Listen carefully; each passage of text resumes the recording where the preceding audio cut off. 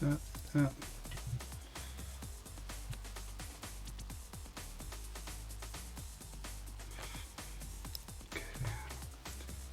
This and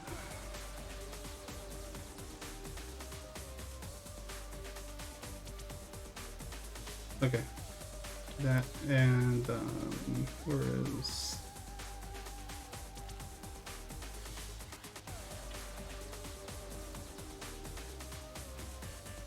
trying to figure out where the one with my face on it is. Oh my god, this is killing me. There we go.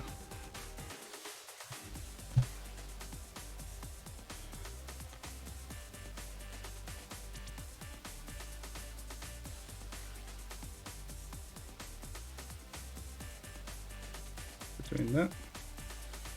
Gonna pull it aside. Okay.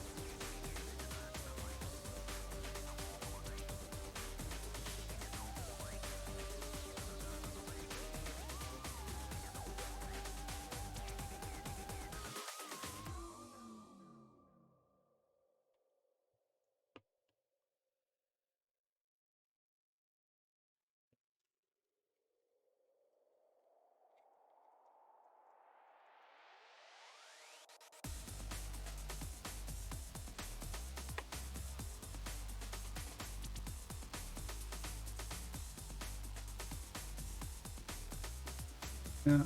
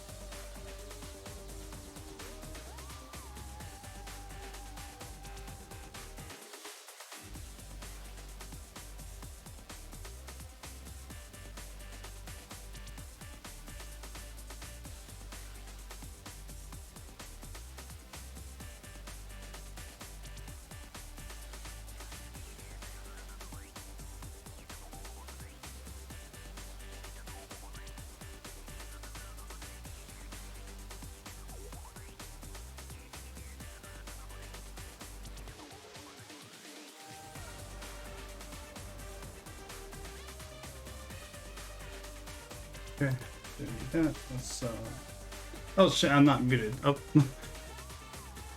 I should be. I'm sorry.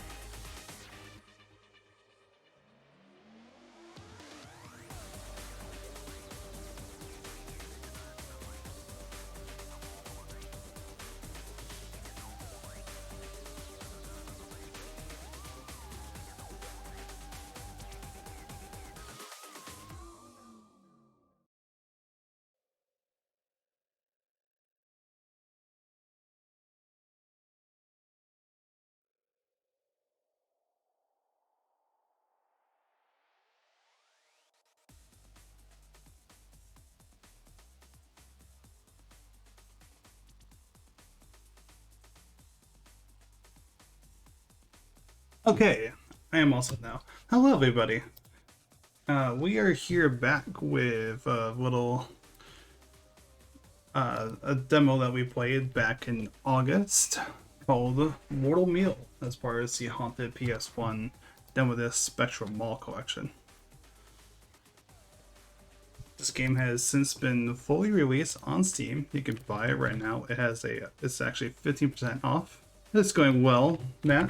Welcome on in. And I'm very excited to play. With me are the 3 members of the Goblin console, and I'm undeafening myself right about now. Hello, guys. Feel free to introduce yourselves. Hey, what's up? I'm Greg. Hi, I'm Jeff. Hi, I'm Alex. Do we want to say what we did on the game? Yeah. Greg, you can go. Okay. I did programming and music. I did the art. I did. Oh, go ahead. No, that's fine. I did writing and sound. That's not supposed to be happening. That's okay. very scuff stream. There we go. I had it in the wrong window display there. Ah, gotcha. Yeah, you got 4-3. Yeah, but Greg and Jeff, welcome back, and welcome, Alex. Yeah, thank you. You're very welcome. Now, I did load up the title screen before, and I'm very curious about the Sheets menu that has absolutely nothing in it. And yeah, we essentially put that there to prime you to be looking for collectibles in the game. yeah, the CDs. I remember collecting some of the CDs in demo. I'm not sure if they'll be in the right spot or they're going to be unlocking the cheats, but I do remember that. I used to have one of those booklets as a kid too, so it's somewhat nostalgic for me to look at that. Yeah. Oh, yeah, I'm sure we probably all did. I mean, I know I sure did. Alright, I remember borrowing like a CD spindle from you, Alex, like a long time ago. I have it here next to me, probably. Back when that was a thing, just like burning DVDs with like games and stuff. I never burned a game I never burned a game, but I did burn like several music CDs, and I always wanted to get my own mixtape, as it were, and just never was able to figure it out. Yeah, I definitely passed around CDs with people in like high school and stuff. I did the same. There is Parthos, I think is the name of the dog. Yeah. Yes. Yeah. Yeah, Porthos's debut performance. Yeah. I hope they got lots of treats after this. Actually, we had to like, at least we had to like record him like whining and barking. So we just kind of like would put the mic on the floor and like leave the room for like a couple minutes. Yeah. Because he gets upset when like, at least when Jeff is out of the room. Aww. Yeah, he's in the room with me now. Yeah. He's just chilling. It's me. Dogs can talk.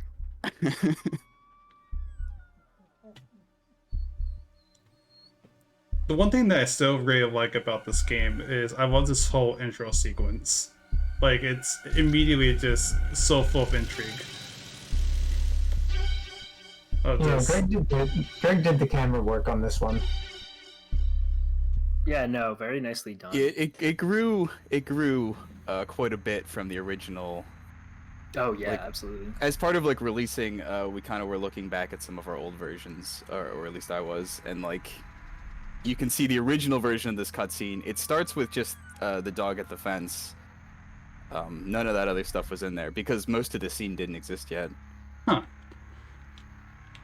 Like it really stretched out over time because we were like, well, this doesn't really, like, you just kind of dropped into it without really, like, you barely have time to see that he's holding something in his mouth. So we really wanted to like accentuate that. So it's like, well, if you see him longer along the path, and you can like, we make it glow so you can actually kind of see that there's something different. Yeah, I always wondered why it glowed. That's a good reason. And there's also like a fun flyover of the space. Yeah. Yeah. Gets you ready for like the key areas that you're gonna be in, particularly Angelo's. Yeah, and you also go behind some of the buildings over there. Yeah. I actually have a question right off the bat because I don't think I asked this last time. How long has Mortal Meal been in development for? The longest 3 months of Yeah, every time we start a project, we're always like, this will be a 3-month project, so we can like get it out quickly and move on to another thing. 3 months ago would have been, let's see, like December 2019, 2020? Yeah. A little over 2 years. It's about 2 years. Yeah. Hell of a 3 months. Yeah. Yeah. We're like looking into starting our next project, and we're like, we have to just retire the phrase 3-month game, because it's never gonna happen. It's never gonna happen.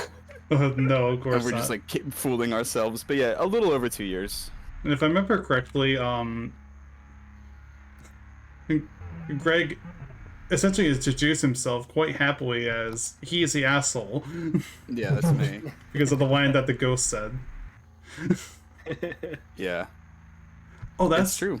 Oh, that's interesting. So there's like new talking sprites there. I noticed that before. I think like so it indicates like whether the ghost is speaking or whether he's thinking. That's very interesting. Yeah, we like, because later in the game you talk, you like have a conversation, and so we have that UI for that, and so we kind of just started retroactively putting it in spots where you speak. Oh, something happened with the camera there. That was a little interesting. Yeah, that was a good system because I remember I didn't quite get confused by any means, but like I can kind of see where it can get confusing even with a demo. Mm-hmm. And yeah, this is still one of my favorite visual gags of the game. That was a solid one. I've been watching a lot of streamers playing this game, and I always try to like pinpoint that and the least improved photo on the back. Yeah. Because this game is fucking hilarious, and I absolutely love it. Well, thank you. Yeah, thank you. The one thing I will say about curation was that this was like out of the demos I made it in, this was like among the last ones I played. And my immediate thought was, wow, we are getting a lot of comedy games. Do we have room for one more? And the answer is always yes. Yeah, like maybe one day we'll make like a straight horror game, but it feels kind of impossible to make a game without there being at least some humor in there. It's just it's such an integral part of who we are, you know? It's definitely a part of our process. Yeah. Because like half of the time we're making stuff, we're cracking jokes and stuff. It's like, oh, wouldn't that be funny if that were in the game? And Yeah. you know, oh, wouldn't that like... be funny? And it's like it would be a shame to just have to shelve all of that. Right. Yeah. Also, hello guys in the Twitch chat. I'm sorry for being a little...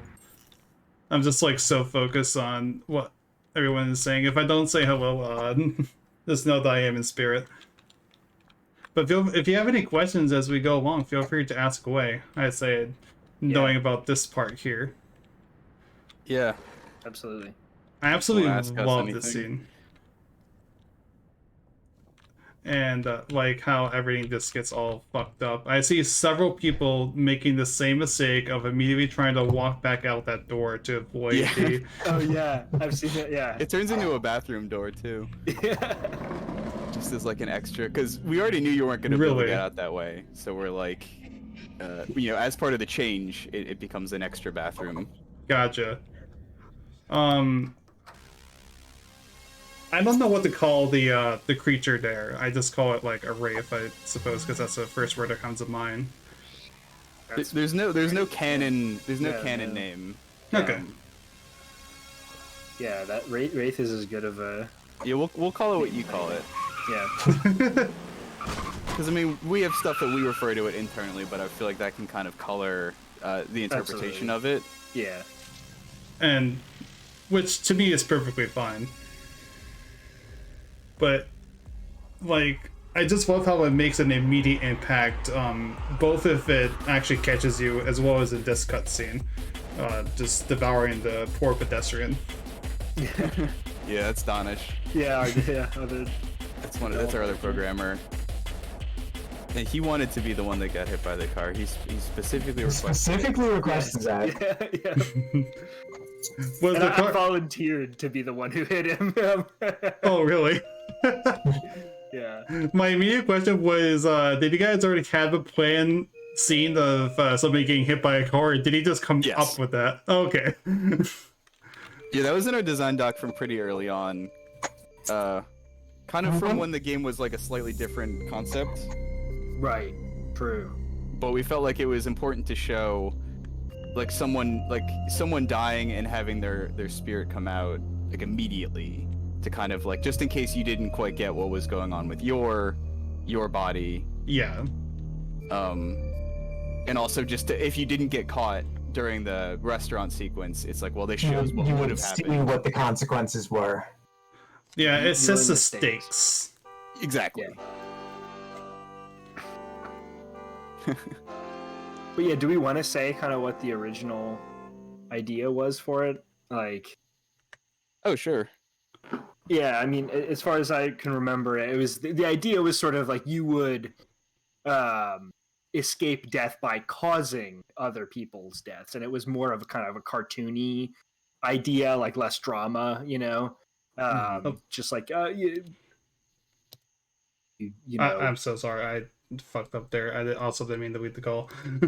Oh, that's all right. Oh, it's fine. But yeah, the idea being like you would cause other people's deaths to lure the creature away from you, and so we decided though that was, you know, sort of at odds. It kind of made the main character into a horrible person, and even though it might have worked in a kind of comedic way, we decided we wanted to do something more dramatic. The comedic sociopathic. Yeah. It sounds like it would be a hilarious concept to return to. Yeah. It's just like a completely different game, but we did like it because it's like, you know, the more deaths you cause, the more just like absurd it's gonna get. Right. How many people can die in this small town over the course of one night without it being like, you know, super weird, bizarre? Yeah. Gotcha. Which, you know, works for a pure comedy, perhaps, but we wanted to do something a little different. So, the one thing that I didn't touch on when I was playing this on stream last time was this area here that I know existed, but yeah, in the demo there was basically nothing you could do here. Okay, I was curious about that because I know that I've watched at least some streamers like actually try to solve the little puzzles around, especially if they get the wallet later on but don't immediately end the game. Yeah. Yeah. Yeah, you'll be back. Yeah, I'm sure of it, but I just wanted to also point out that it was also in the original demo, and I've seen people try to figure it out. We had like, you know, there's two additional spaces that were already built, and it was like they won't show up in the demo story wise because they're not relevant until a little bit later. But it was like, why put in just like an invisible wall and block them off when we could let people at least explore? I guess suggestion that there's more. Gives him like a little sneak peek of what's to come. Yeah, exactly. Yeah. And it was like, if it would feel weirder, you know, to block them off arbitrarily than to just like, yeah, you can explore. There's not much to do here, but you can still explore and just kind of feel like the world is a little bigger. Yeah, that's such a really interesting way of doing that within the demo. I'm just gonna point out the note here. Yeah.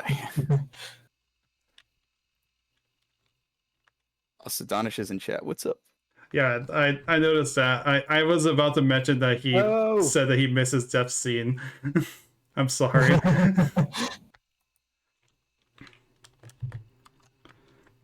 Sorry, we'll kill you again. Sure. That sounds very affronting.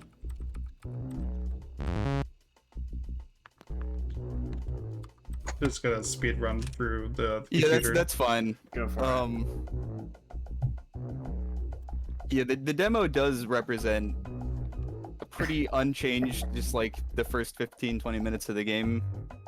There's like very small things that have changed. There's only like small cosmetic changes. Okay. Because we were kind of just like, for the demo, we were really polishing just like that slice of the game.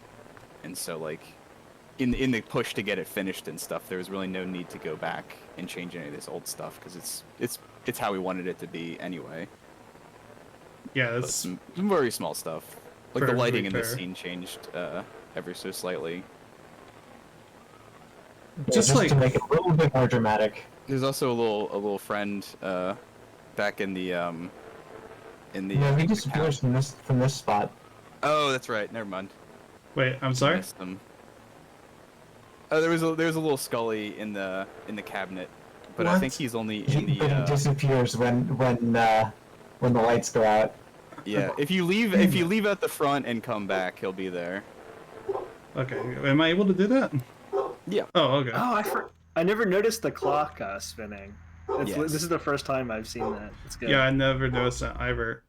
Oh, everything just resets. Okay. Oh, now I But see. yeah, right behind the front cabinet. Give me one There second. it I'm is. just gonna quiet my dog. That's alright. Oh yeah, that's fine.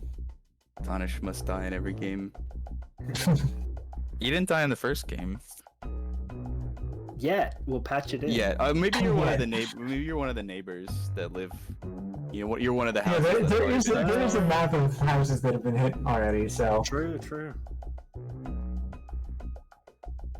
And in the greater Goblin cinematic universe, The GCU. or it's like a game universe. Yeah. The GGU. Goblin interactive universe, the GIU. There you go. That's fine with me. If you want to die in every game, like arbitrarily, just like a character that looks like you will always show up at the beginning and just like get hit by a car. Just a car just materializes out of nowhere. Or like in a game like that, it makes no sense, like a medieval RPG, and just like a modern car just like shows up. Could be like a bonus content or something. Bonus car. Bonus Wait, did I miss my favorite dialogue? Oh. Oh, yeah, dog hole. That's a Greg line. I think that. Correct me if I'm wrong. You wrote that one, right? I think so, yeah. Yeah, you did. Well, because we were gonna change it, and it was like, nah, we definitely need the line. How could you change it?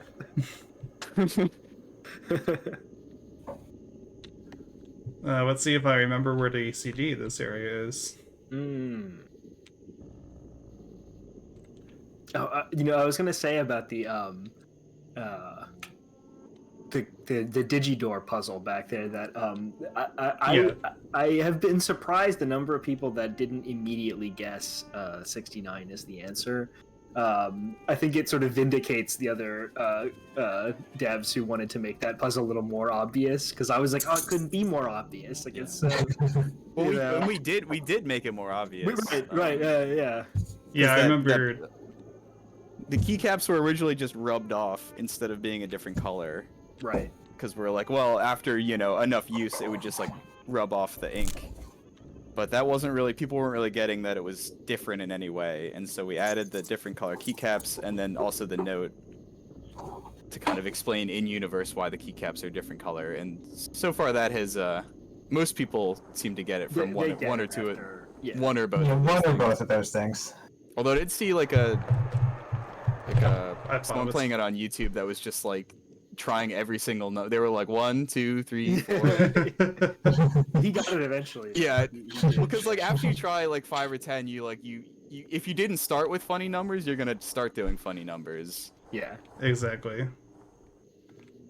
I thought it was far away from that. It seems to be pretty universal too.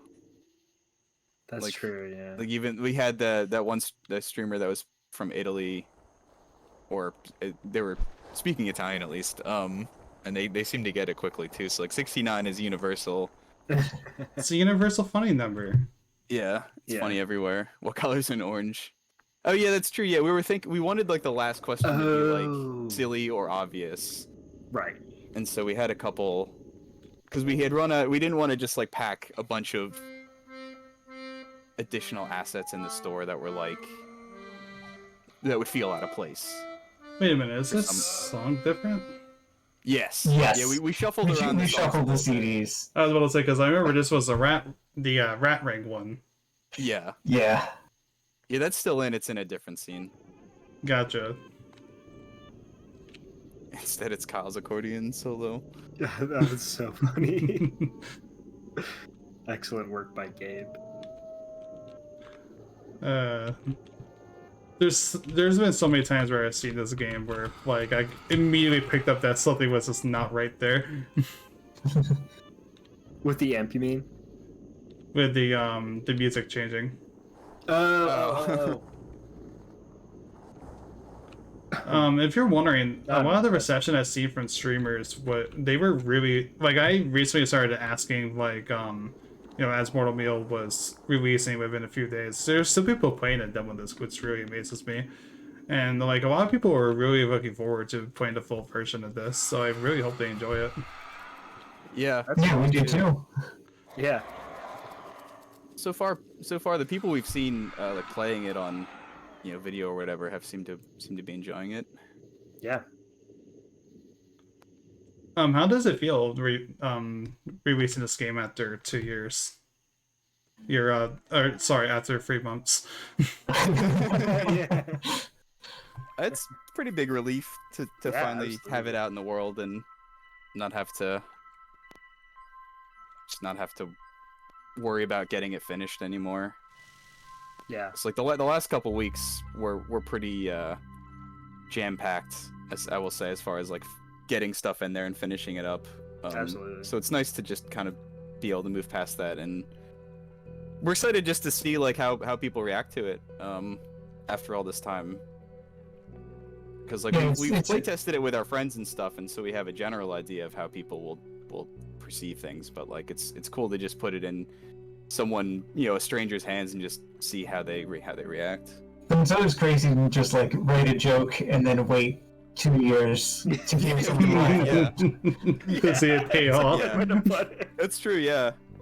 There's like certain moments in the game that like are kind of the highlight of playthroughs for me anyway. Just like seeing the payoff of. Yes. Particularly if it's someone like streaming and they have chat going, because like even if the person streaming doesn't notice something, usually the chat will notice. Yeah. That's been fun. Absolutely. Been trying to watch pretty much every playthrough that I've come across so far. Yeah.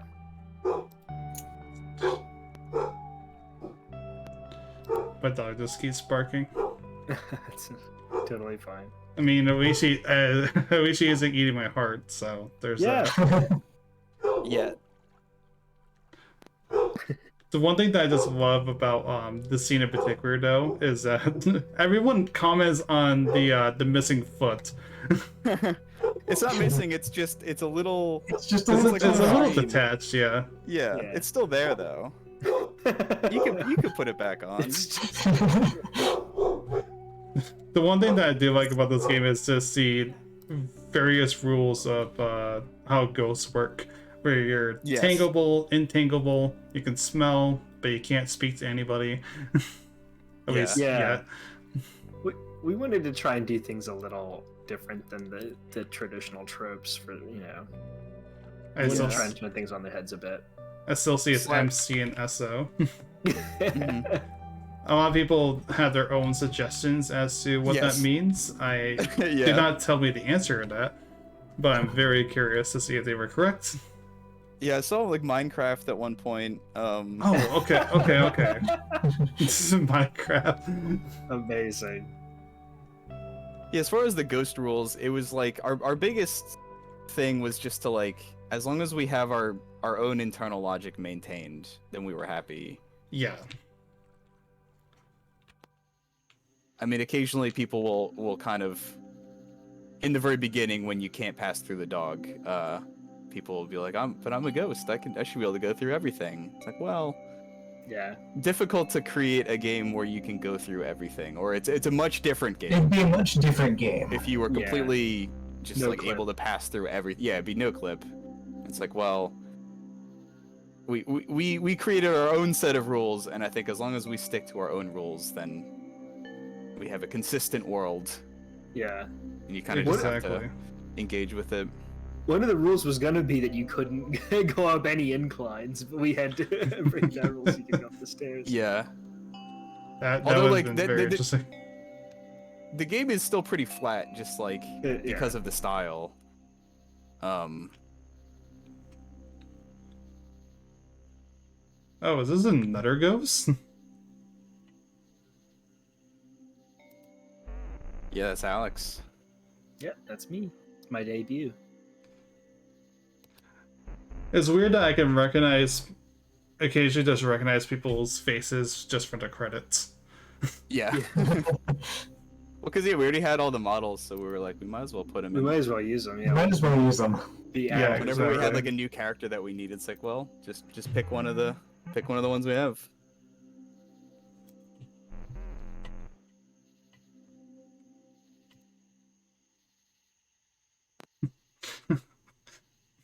Of course. I have to pick the boo option.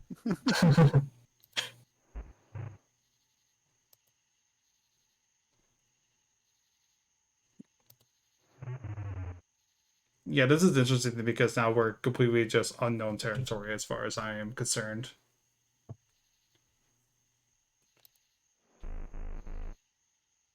Yeah, basically as soon as you leave the clearing, yeah, we're past the demo at this point.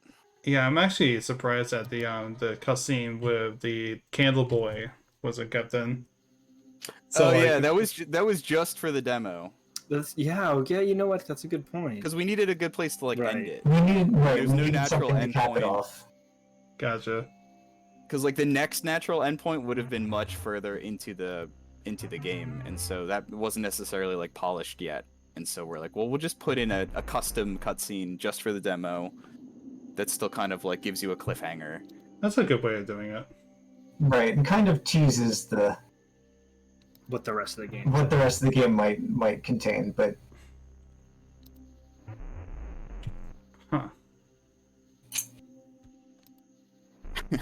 This poor bastard.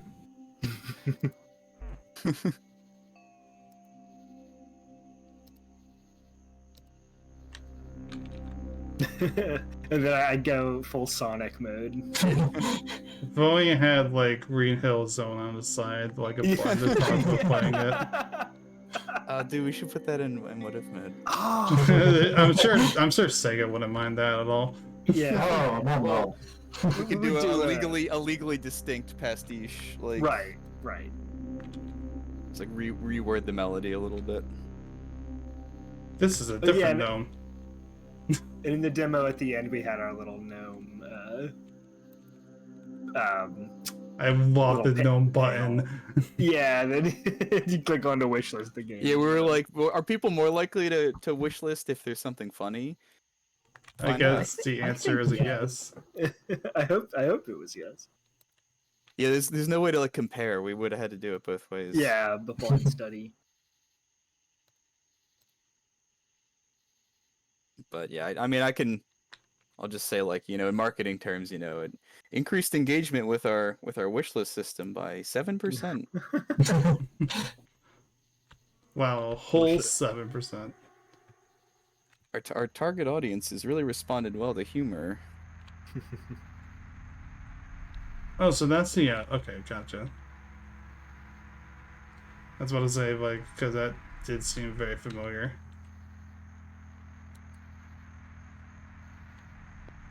Huh, so now the question is, where do I go?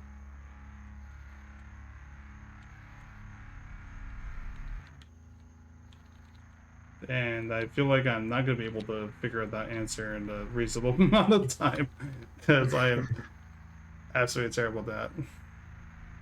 We can guide you. We can guide you a little bit. Getting too lost. I was wondering if there was anything happening in here. I saw the door open, but I guess not. Right? Not at the moment. Not at the moment, yeah. Okay. Yeah, so it does change the bathroom. I can always remember that. The back door changes to another bathroom door. Oh, gotcha. When you're in like the chase sequence. Yeah, when the creature appears. Because we had already decided that you weren't going to be able to go out that way, but since the space kind of changes, like it morphs a little bit, we thought that would be funny to just have it become another bathroom. Yeah, I don't think I just ever noticed that when I was playing or watching other people play. And, you know, all the different people that immediately tried to... Yeah, because, well, like, a lot of people don't even realize that the back door closed. It happens off screen. Yeah, the sound there's a sound for it, but yeah. you have to, like, have gone to try to see it. Okay, I don't have the password for that yet.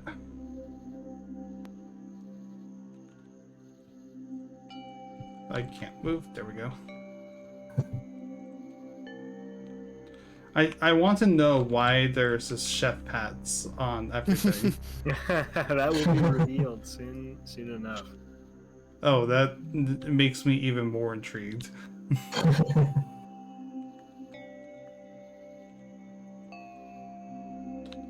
Basketball? I can't remember if it was the Italian stream or the Japanese stream, but like one of them like went up to the flamingo and said flamingo in their language, and I was like, that's one word I can do it because it sounded very similar to how it sounds in English. Gotcha. Why is there so many passcodes around here? I know. I feel like that's a hint.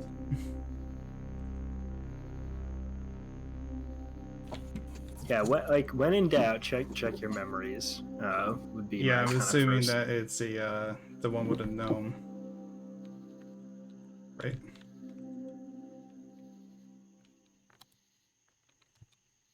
But I don't have the passcode for that.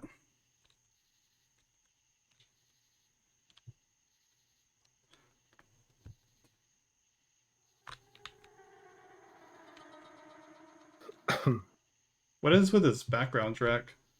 Went from like a little serene to just suddenly hitting that creepy little note. I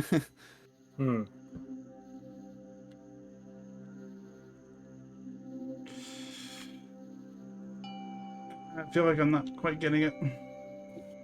Try your memories again. See if there's anything maybe you passed over. God damn it.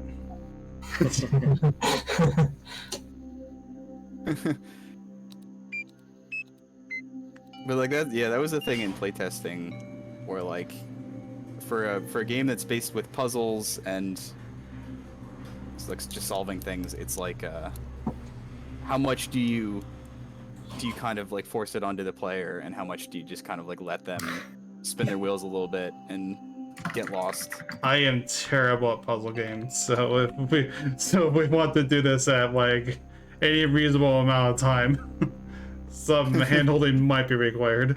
But it was like, you know, we didn't want to make the game too easy and just like tell you the answer to every puzzle too, and like yeah, of course. Yeah, and so like that was a thing with playtesting. And some of it was our spaces are small enough that you can wander around and try to puzzle it out for a while. Yeah. And we don't feel like that's too unfair. But yeah, we did.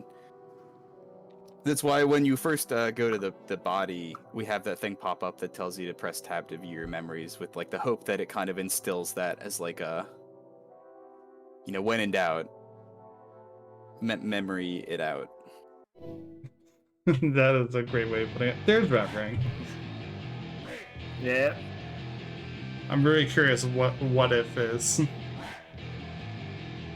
I don't have enough points to redeem Rat. If someone has 5,000 points. I always forget which one. I think it's F3. I'll say drown the mouse.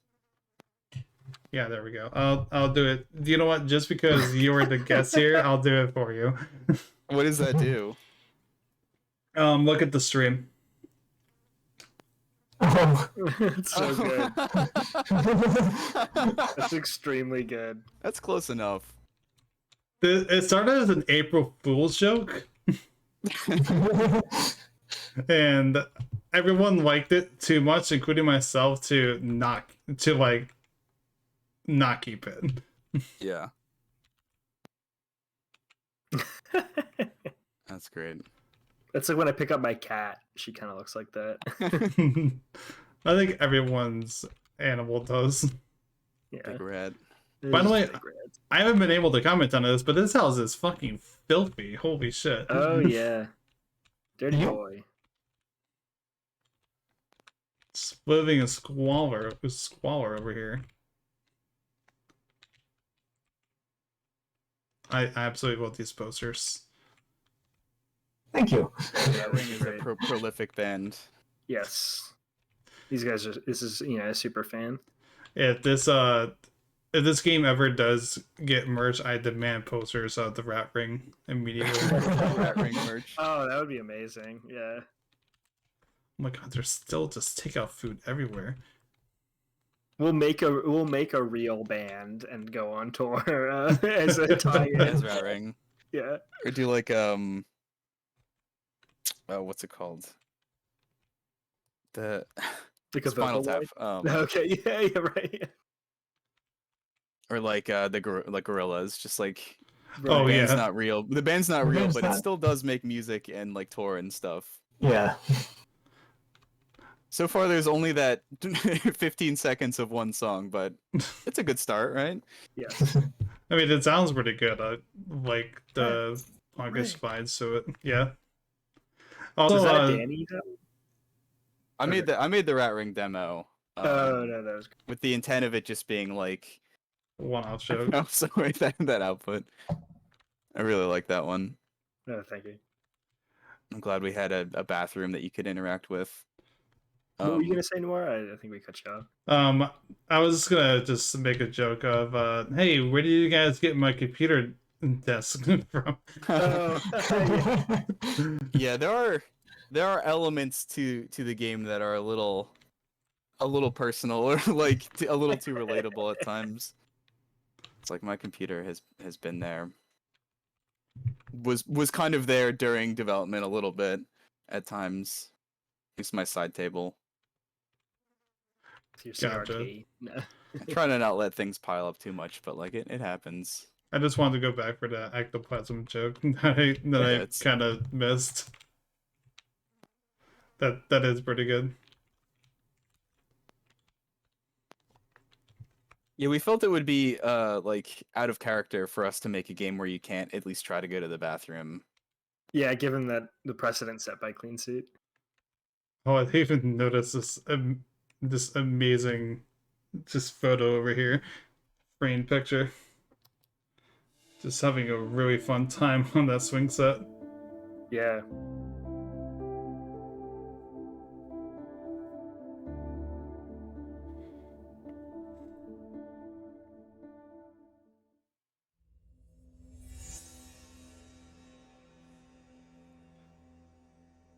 Well, I'm glad that I checked out the upstairs floor either way. Yeah, when we started, like you said earlier, it was like originally you couldn't even go up slopes, and so when we got to the house spaces, it was like it is kind of weird that you can't go up the stairs. Right. Our initial thing was you just couldn't make it up that one step Yeah, at the bottom of the staircase. That is And kind of it did frustrating. seem really weird. Especially with like nothing blocking it or anything. Oh, I really like how the text changes and everything too. Yeah, it really gave us a lot more space to like characterize. Yeah, now I'm glad I didn't immediately notice the framed picture.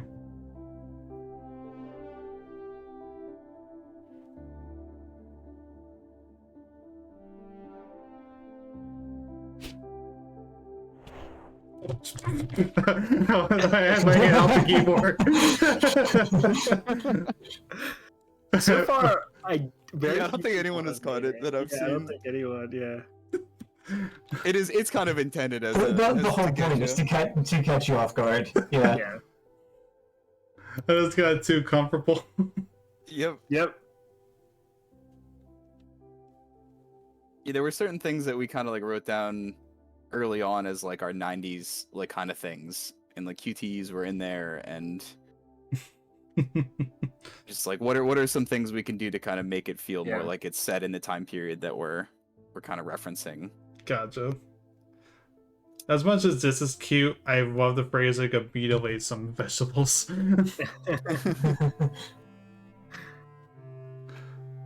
Wanted to give you some variety of voice. Gotcha. Think this is a nice cutscene, QTE, bitch.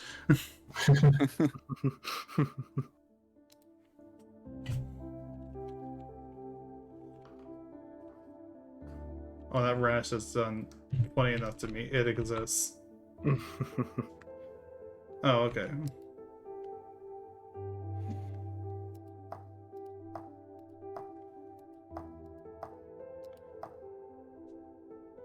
Rad.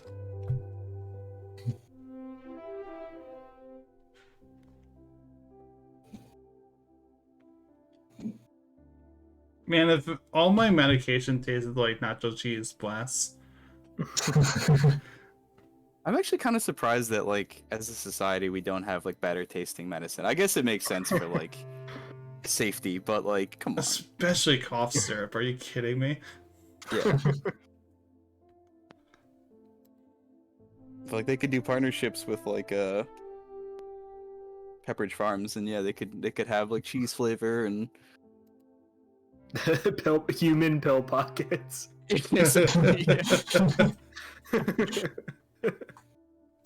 Yeah, they come like wrapped in a little piece of cheese in advance. I love it. Tricking myself into taking my pills. Yeah, it's good. Been there. All right, now we can go with the queue options here. The one thing that, like, it did cross my mind when I was playing the demo of why we would have this person in our wallet, and I'm glad that my assumption was correct. Yes. Yeah, a few people guessed it, like in our like in the demo streams. Like a few people were like pretty on the money as far as who he is. Yeah, a lot of but people. Then other people were like, "Is this who killed me?" And we're like, "Well, Why would you have it? Yeah. Yeah, why would you have a picture of?" But like, He murdered me with a soup. Clearly. Yeah. It's cute to see people be like, "Oh, it must be a roommate." Or like, And they were the best of friends. and they were roommates. Yeah. It's like, oh, you'll see. Yeah, right? Yeah, yeah, they'll never suspect me. They implemented their memories into mine. Reverse psychology. Yeah, this is very cool as friends. My chat mod calls me out on that all the time because I was playing Darkest Dungeon 2 for the first time, and when I got a positive relationship, I was so happy that they were finally friends after so many times where it just ends in disaster that I didn't realize that they got the amorous relationship, so I literally just said, and they were best of friends. Oh, we already looked at that. Although, has this changed? No. I don't think. Now I'm trying to remember what I even said in the first place. It was something like, "Oh, I'm, it's a pill organizer struggling to remember like why this is familiar to me." Gotcha.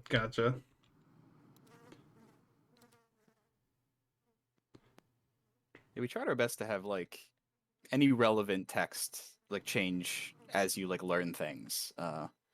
Ooh, there's the picture. It's difficult to get like everything to do it, but like all the the pictures get different descriptions after you remember Sang John. Yeah, the pills, what else? That might be it in the house. I mean, the computer does. The computer does, yeah. Yep, yeah. Right, yeah. It said that was his gaming setup. Yeah, his and his. Yeah. Also, again, like to be error accurate, we mentioned like the mud marathons. Yeah. Like none of us really have too much experience with, but we're like aware of it. You know, if you were a gamer back in the '90s, that's probably what you would be doing. Yeah. Gotcha. Or like an early adopter of like those kind of games. Right. Also, one other thing I wanted to mention that I'm surprised I didn't mention it before. One of my favorite comments I hear all the time is everyone questioning why do they love this forest so much to have a picnic in. It's just a nice scenic spot, I think. Yeah, the hands growing out of the ground and the imps really bring out the place. Well, those weren't there before. Yeah. But everyone just imagine them like it.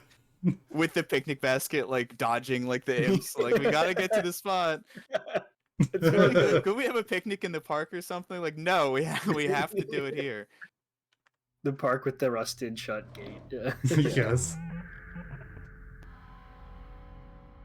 I don't think that thing's on there. The riffraff moved in. Yeah, Yeah, right. It was perfectly fine right up until then.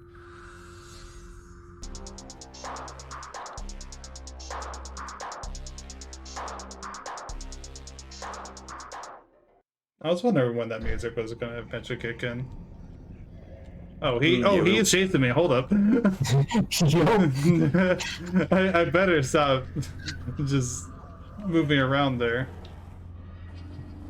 Yeah, we didn't end up using that cutscene from the demo, but we were gonna use the music still. Pretty Yeah. much anything that like we made, we did our best to use. Yeah. It's a pretty good track, to be fair. Mm-hmm. Like, the one thing about these games is, about the demo disc as a whole, really, is just how many banger soundtracks there are. Yeah, oh yeah. Agreed. I'm like excited for a lot of the full releases, but I'm also excited for just like more of music from some of those games. Like future reality racing. Oh yeah, Victor Cross a is great like soundtrack. one of my favorite indie game composers. Um I didn't even notice that yeah. he stopped chasing me. Yeah. Yep. Yeah, we give you a little reprieve. This isn't much better. Just listening to the sound.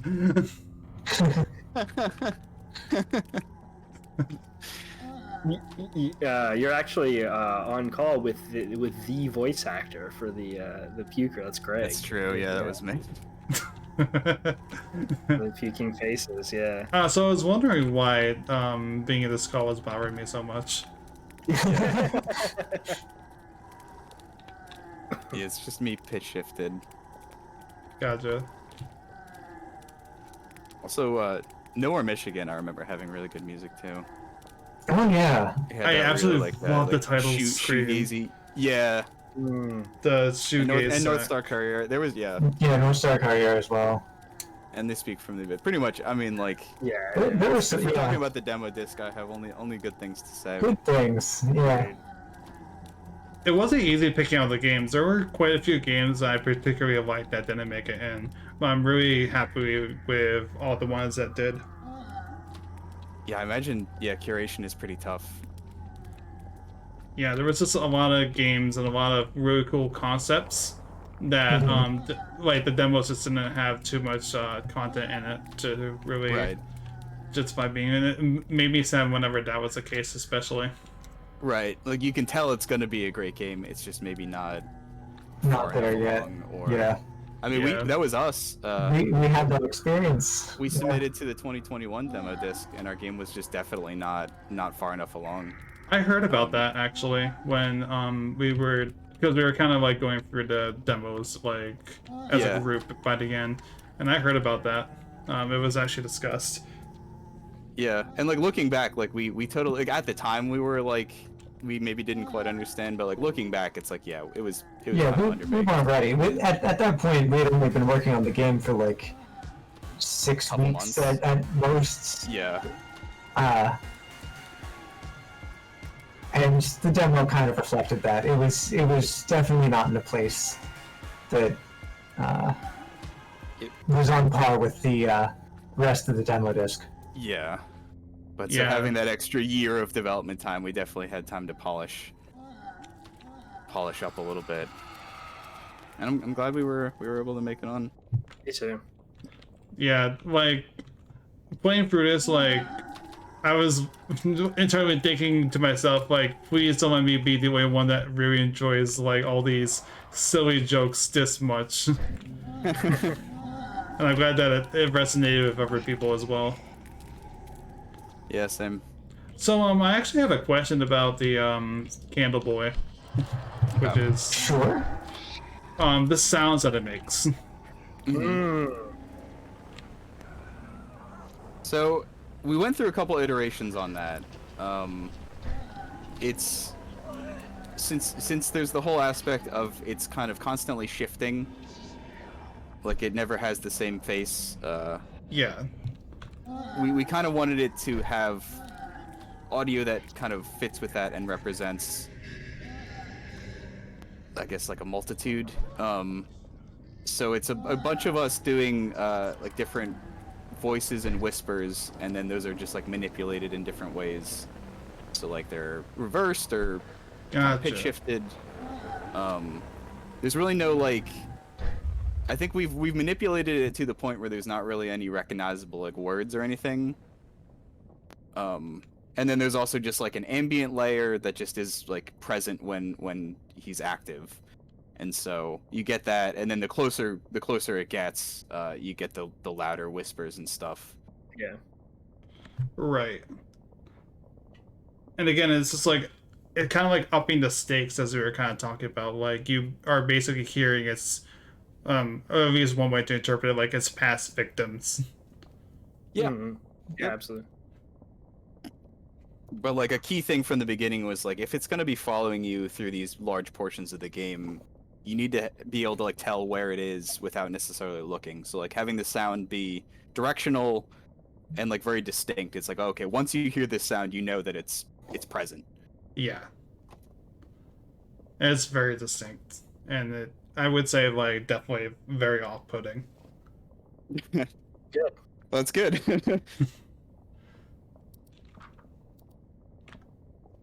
Added to memories.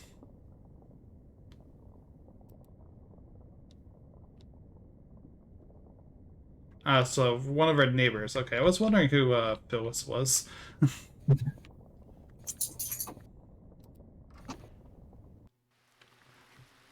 And now it's raining. Looks better than a GTA rain, at least.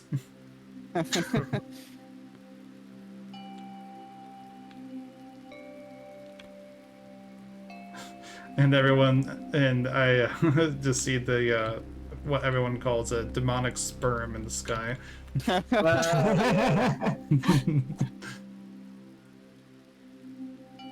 little spermies.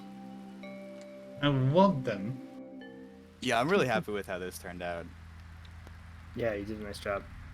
Throughout the whole process, we always kind of wanted there to be these just like, you know, like a ramping up of different elements. So I mean, you can see that already starting. No, not at all. Everything looks exactly the same as I left it. But the little flyer guys, it was just kind of like, you know, they're not enemies. They're gonna kind of spawn in and fly around just to add a little flavor. Yeah, I like that. They're not.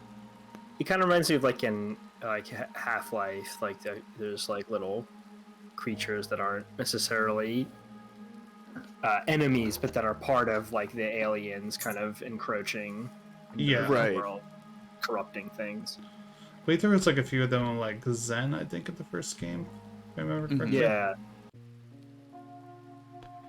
It's been a while since I played Half-Life, though.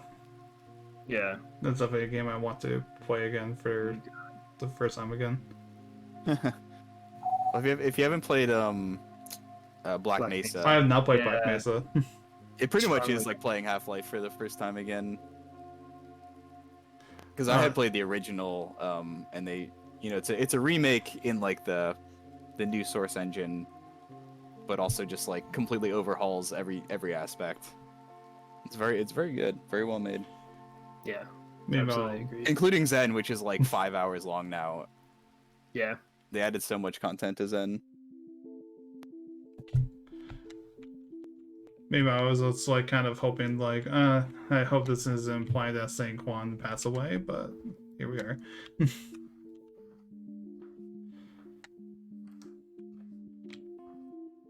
Slightly less of a mess than it was before. What is that on the... I think those are just plates. Okay, I was just curious. Yeah.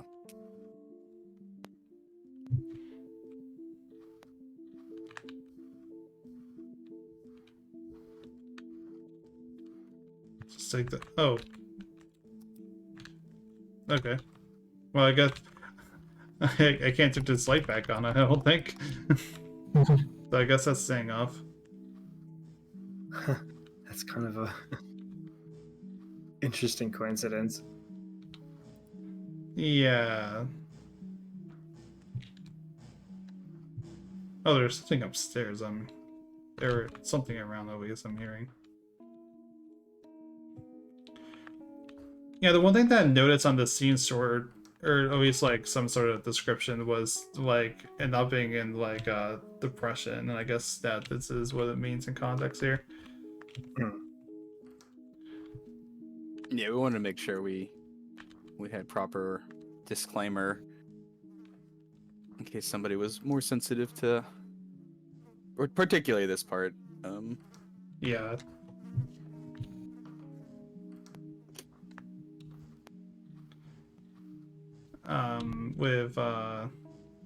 Because I did know that in the demo disc, we didn't have proper warning on one of the games, which was Dead Letter Department, and a lot of people, and if you played Dead Letter Department, you probably know exactly which letter I'm talking about. Yeah. which in hindsight, even I'm like, huh, I'm surprised there is a warning for that, and apparently I'm not the only one also thinking that. Yeah. I really love the use of the change of scenery there to indicate you can now go upstairs. Because I think the scenery is what the scenery changed since the all the laundry were moved away, or perhaps we just did that.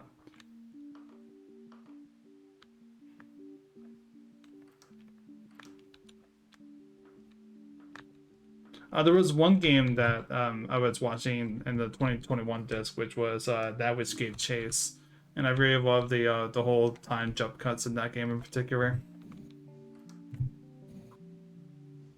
Oh yeah, that was the dog sled one, right? Yeah, the dog sled one. Yeah, that was cool. Yeah, I really enjoyed that. Particularly the guy that's just like riding the sled with you, and like his facial expressions. Oh my gosh! Yeah, We just like look back at you and just kind of like give you a weird little look. that one was fascinating. Yeah, there's like so many demos that I'm like excited from like pretty much every year that I'm like still excited to see the full version. Me too. Oh, excuse me.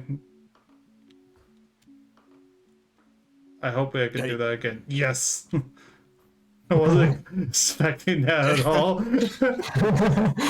Yeah, It's just like a side effect of, because like since the game wasn't built around slopes, you kind of would like slide down the stairs, and so we had to give you more friction, which meant we had to speed you up on the stairs so that you wouldn't like you'd be able to make them up like pretty quickly. And yeah, the side effect is just that you go down them. Is that going down them? You go, yeah. you're just sprinting downstairs. Yeah, you go in animal style and you're running down on all like on your hands and legs. I mean, you guys are named the Goblin console, so it's of course the main character has to have some Goblin energy to him. Yeah, That's a good point. Great point. What else am I missing here?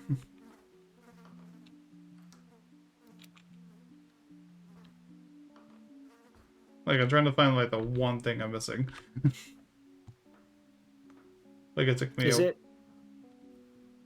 Is it on the final? Yeah, it's on the last day. So you had gotten a message at the start of this day specifically about it being your anniversary, Right. and thinking about taking the basket out to the lake. Yeah. Okay.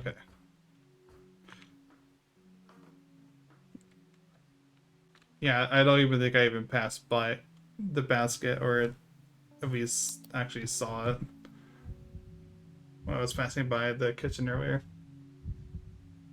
I will be right back. Okay.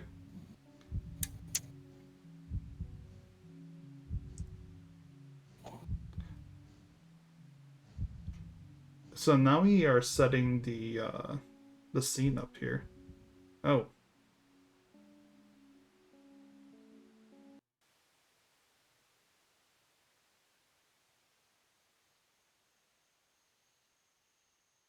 So it was the main character and a significant other. Yep.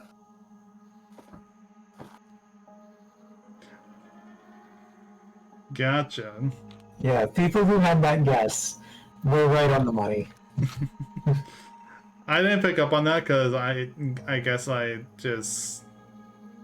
don't know if it's like a phrase or if it's just something that I just did not pick up at all when I was playing through this, but huh.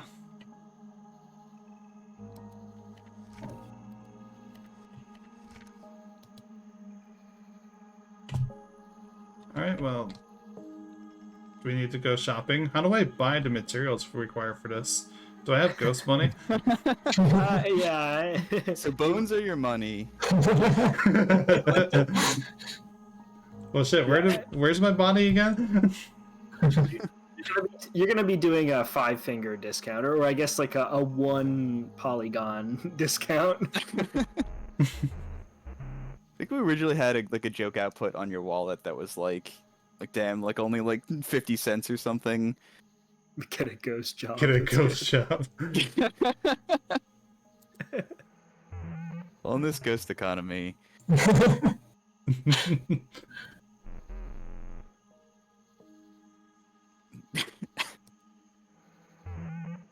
was hoping that I could get a dialogue tree of just yes. Well, that's a little that's a little bit more than I was thinking or wanting to do, but I guess I already said I will. he deserves it. Yeah.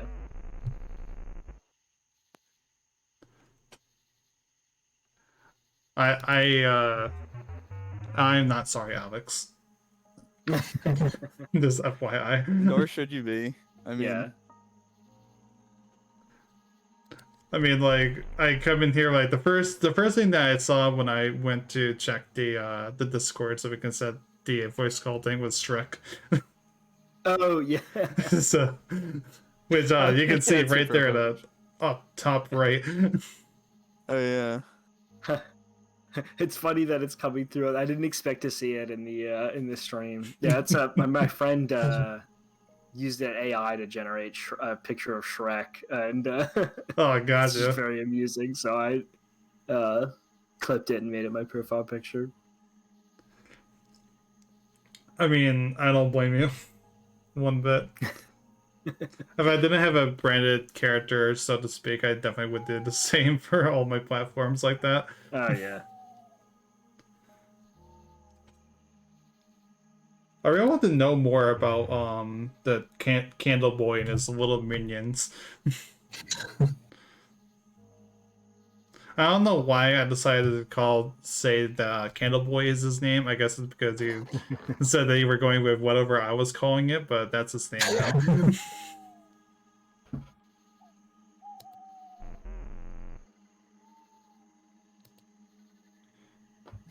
I guess Scully is taken. So. Oh shit! You were the person that ran him over. Yep. I didn't even quite notice that. I never really looked at the guy in the car, I guess. You can't see in the car, but sort of. Okay. It's like it's down the street from where the crash happened, and then there's like the cars crashed into a tree, so it's like he kept going after the hit and run, and then he crashed. That's what's meant to have happened. Yeah. Gotcha. And this kind of makes it clear. Yeah. Hell of a fender bender. Yeah. This is why it's okay to be mean to this character. Exactly. Yeah. Okay. He doesn't really deserve sympathy. Obliterated Donish. Yeah, like We were gonna have just like a split second like flashback to the card. And then the screen will start spinning. Yeah, right. But it was a little too much. Yeah, what like it'll escalate from killing off Fat Muffin to like making like MLG of like compilations of every time he gets hit by a car. Got no scoped. I mean, he kind of did. He got double killed. True. That's true. He did. He got spawn camped by death. Spawn camped. True. He only existed as a ghost for like 15 seconds and got sucked up. Even this asshole has managed to escape for quite a while. When you put it that way, my immediate thought was Cabal from the Mortal Kombat movie. It's about to get his soul sucked.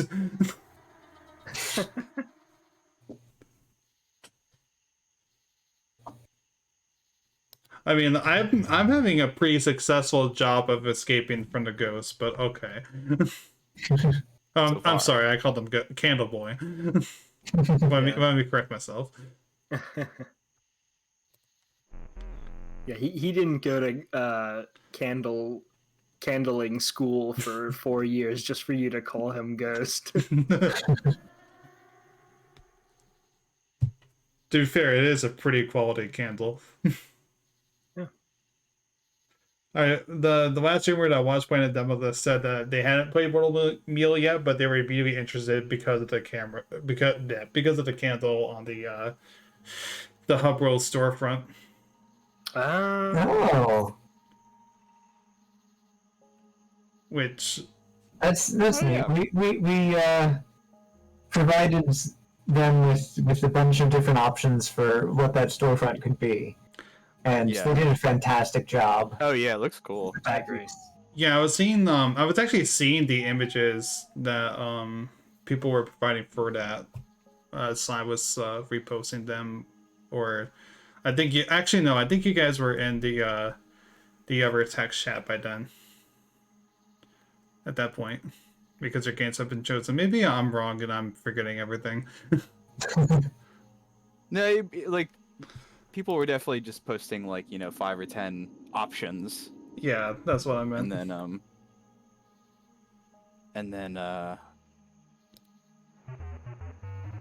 Cirides? I don't know how to pronounce the username. I always just called him Psy. Psy, yeah.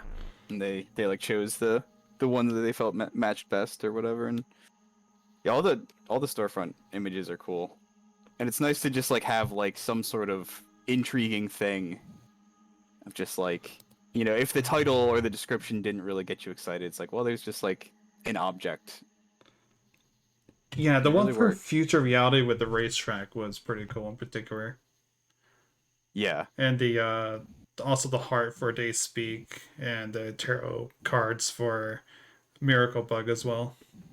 Yeah. I'm trying to think of what some of the other ones even were. I remember for Mortal Meal, or not for Mothered. I don't know where I got. That's the apples, right? Yeah, that's the basket of apples. I think Benighted is the honeycombs from the game. Right. If I remember correctly. Nowhere is pretty obvious what it is. Right. Yeah. Gun. Yeah, it has to be Concord, of course. I'm so sad because we used to make so much fun of Johnny because we kept comparing his game to High on Life, and then the whole Justin Roiland thing happened. Yeah. So it's just not as funny anymore. It's so sad. Terrible. Yeah.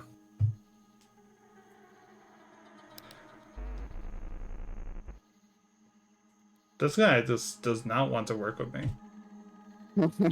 Where's he even going? Yeah, not a co-op game. He's sonicking away again. He does that. Yeah.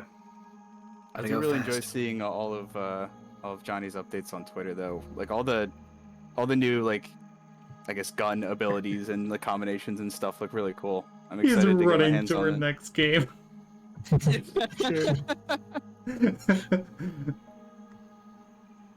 I remember commenting at one point with Johnny and his constant updates to the demo alone. I was like, is he just gonna add a full game to the demo disc at this point? Oh yeah, I mean, he kind of did. All the post demo content that you can access within the demo. It was like an extra hour of stuff to do. It's great. Yeah, I always describe that as like, okay, this demo is 30 minutes, but if you want the full experience, it's like 2 hours. Yeah. But I appreciate that it like tells you, it's like, hey, you know, when you finish it, it's like, hey, you know, this is the end, but there's a bunch of other stuff if you want to keep playing. Yeah. Like, I think the framing is well done. I just think of like those can I go in here? Oh yeah, I can. Yeah, enjoy. Listen, I had to. It's impossible to resist. Yeah. Exactly. Most people do. Just head straight for the mouth. I mean, how could you not? Yeah, how could you not? Yeah. I want this random shopping cart just left out here. This is a real horror. It's the people who do exactly this. Yes. Like, I can forgive the giant head growing out of the store there, but this is unforgivable. Yeah. That was actually Disgusting. Candle Boy was doing that while you were gone. He was just moving shopping carts to bother you. Around, yeah. That motherfucker. I hope there's a way we can finally fight up, but I didn't even see that was a hole. I was so focused on these fucking shopping carts over here. Yeah, it's a crossover with Sorry We're Open. Those are the runaway Ghost carts. Or the ghost cart, yeah. No, I was gonna say it's funny that the sound of the chewing for the face eating you is just like I was recording sounds from chopping for like the radish scene and such, and I was just like eating the carrot that I was chopping, and like that got caught on mic, and then later I was like, oh, I need a chewing sound. Well, luckily I have a chewing sound ready to go. Gotcha. I had to remember what the code was first. Oh, do I not go in this one? Am I even going to the right house? No, I'm not. Wow. Your house is still open. What am I doing? Don't answer that. I mean, I imagine it's also like difficult to stream and play at the same time. I would. I'm super impressed with. You don't have to give me that excuse. Well, it's there if you want it. What am I holding? That's the stock. Yeah, you just picked up the stock from the freezer. Yeah, so I just couldn't tell like what exactly it was from this angle. Yeah, we had taken off inspects from things that you're holding, because we found that it was kind of, yeah, people weren't associating it properly with it being the thing that you were holding. Like, they would go up to something else and try to inspect it, and if it didn't have an output, you would get just the thing for what you were holding. But the side effect is, like, once you've picked something up, you no longer can get the description. But it basically just said, like, the last stock that Sangjun made. Gotcha. Because you can inspect it while it's still in the freezer, but once it's in your hand, yeah, you just kind of, the game assumes that you kind of know what you're doing with it. Do I put this down somewhere, or do I grab the other ingredients as well? You want to put it down somewhere. Okay. And this was a change kind of, Oh. So that's something that we are fixing in our first patch. Yeah, you're not supposed to be able to see it floating there. Because we turn off the player model, but we don't turn off the thing that's in your hand. I would have laughed if like you were able to just like shove aside the things on the table and put it there. Become physics objects. Yeah. Originally, in like when we first got items working, you could pick up and drop every item in the game. Yeah, that's right. I forgot. Yeah, you could. But we found it kind of, I guess it was like there wasn't really a lot of times in the game where you really needed to drop something, and so we found that like just kind of setting it up around the items that you are going to pick up, and then just like you just kind of you finish with that item before you can move on to another one, made more sense with the items that we had. No chance of you losing the item or anything. Yeah, because the game would save where you dropped it. So if you dropped something like in the woods and then left, it would just be there forever. And it was like, yes, yeah, you have a little ectoplasm on the tips of your fingers, and it just sticks to it. So you're saying that our character didn't wash their hands? Yeah, exactly. Right, yeah.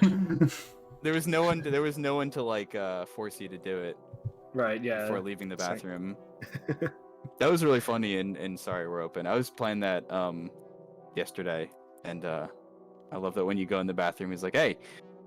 Oh yes.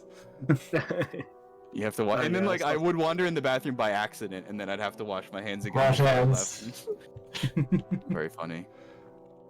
There's so many times where that just happens.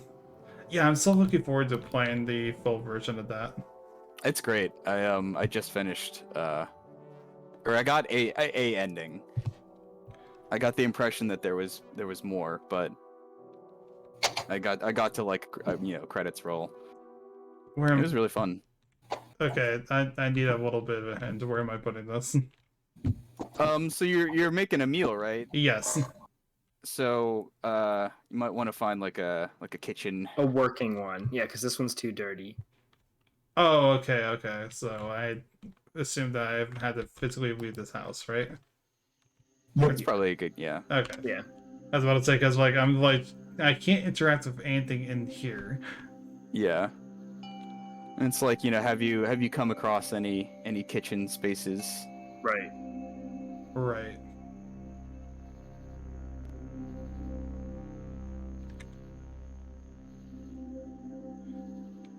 So I'm going to guess back to the restaurant? Good guess. Seems pretty good. At first I thought it was a neighbor, and then when you put it that way. Just because I felt like the neighbor might have been like a hint to a future puzzle, in addition to, the further backstory. Yeah. I see. Because we like wanted that to be, like, there to be some context to that letter. Like the sympathy card, because it's like and it needs to exist in the world. You have to have received that from somebody that your character knows. But that was just kind of our throwaway way of saying that it's just like someone that's not really important to the story. Well, that's neat. Phyllis Dillridge. Am I going to be able to share it with the giant mouth when I'm done? I think so, yeah.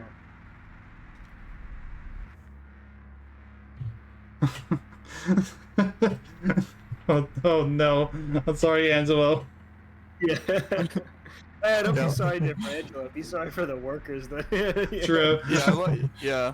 I love the idea that the guy smoking out back is gonna get all the blame. Yeah, right. Exactly. All this poor guy. He was the one locking up. So like, yeah, Ghost opened the freezer while he was outside. How are you gonna explain that one? Yeah. What? Yeah. It's like, I'm pretty sure I closed the freezer before I left. Also, it's like the food's already spoiled. It's extra spoiled. It's so good. That was our way of like, we realized that like since you have to get ingredients for the soup. We're like, well, there's food in that freezer, right? Like you're in a restaurant, can't you just get food from the freezer? And it's like, well, okay, it's spoiled when you left the freezer open. How about that? Also, it was all like putrid anyway. Right? Yeah. We tried to set up that it was like inedible from the start, but. I mean, you don't want soup of the day March.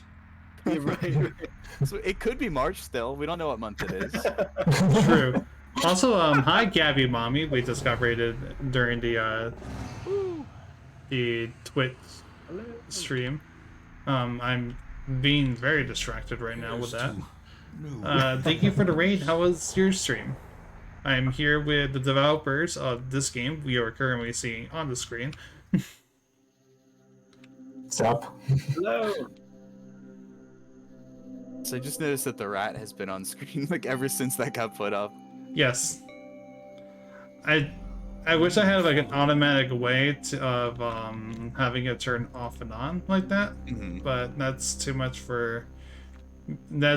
effort for me to be willing to put in at the moment. So that's fair.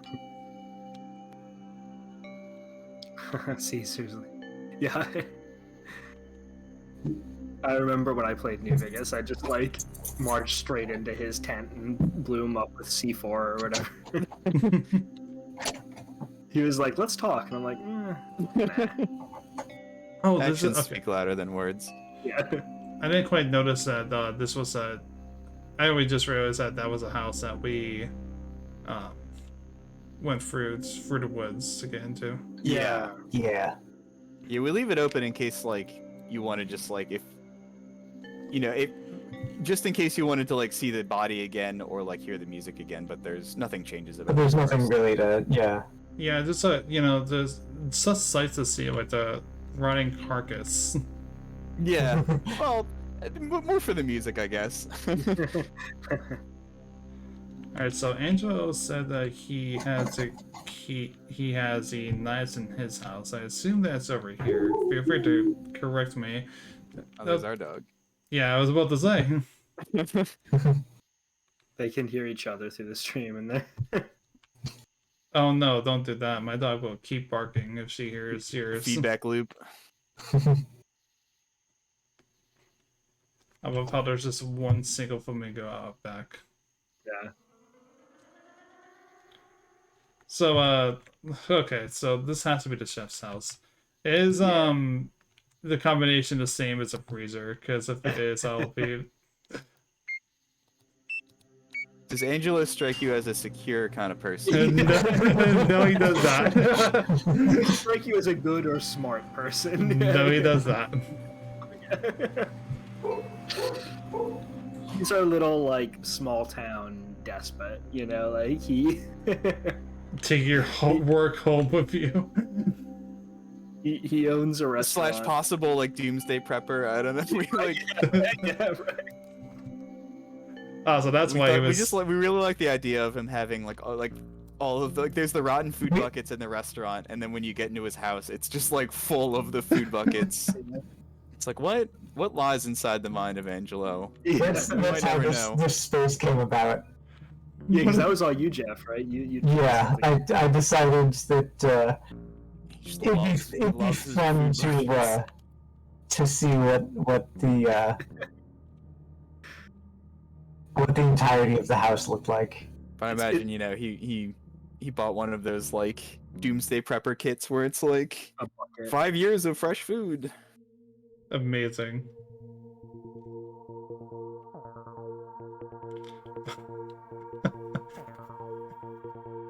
Why?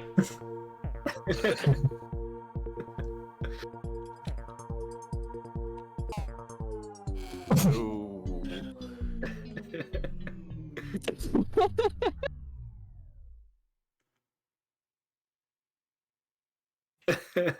It certainly is a slapstick event in the making. What? So that's my little cameo. Yeah.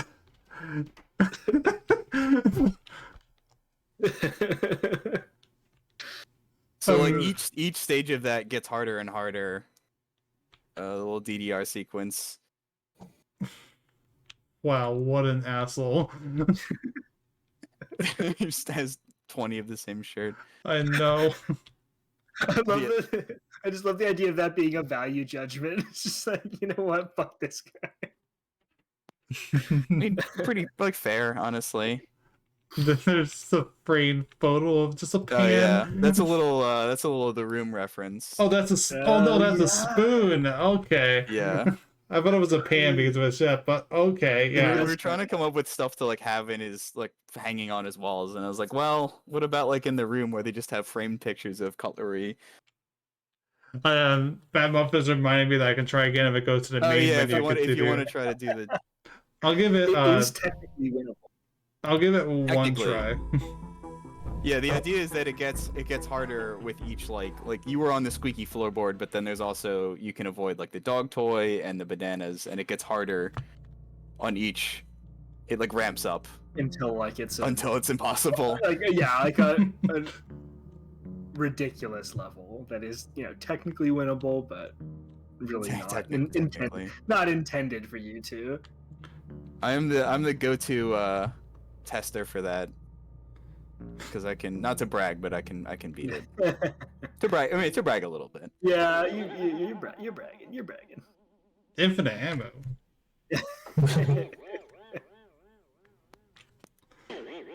That was Gabe bought like a soundtrack like record of just like sound effects, and one of them on there was just like boing sounds, and we're like, well, we gotta use that. Yeah. Well, like a vinyl record. Yeah. That's what I thought. Yeah, vinyl. Yeah, I mean it's like a whole record of just sound effects. It's like royalty free. That's fantastic. And so a lot of them were like too specific to be used, but like that one in particular, like we can use those boings, right? Surely we can find a place in the game for some cartoon boing sound effects.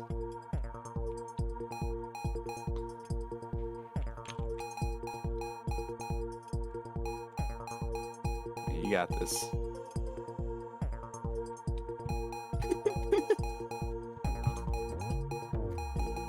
Nice. Wow. Oh. Oh fuck. Oh. Okay, I am glad I messed up on that one. Yeah, that one's a good one. That was the last one. Yeah. But yeah, we specifically made it so hard. Oh, does he actually look in different directions depending on where you He fit? sure does. Oh Yeah. wow, that is such amazing attention to detail. Yeah, there's like 5 different game over cutscenes for that each of them match the bespoke sound effects and camera angles.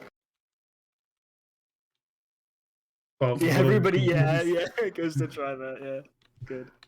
I mean, I don't know if I would have done it or not, but I had to check. You were thinking about it. Yeah. Yes. He'll never know how close he came. Yeah. He'll also wonder why his garage is open. And where the knife went. He's gonna have a lot of questions. He's gonna have some questions. He's just gonna blame Greg for it. Probably, yeah, probably. Probably. Yeah. He's already having. I'm already getting blamed for some stuff. Might as well just blame me for everything.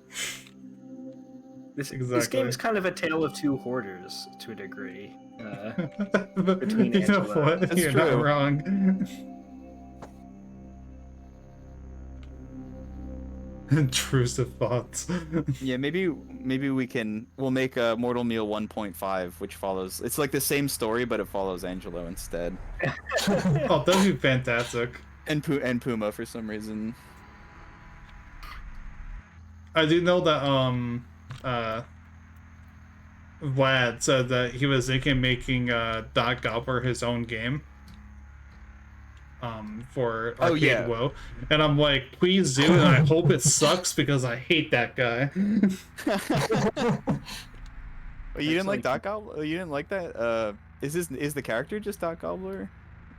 Yeah, the like the Pac-Man guy, right? Yeah, the Pac-Man guy.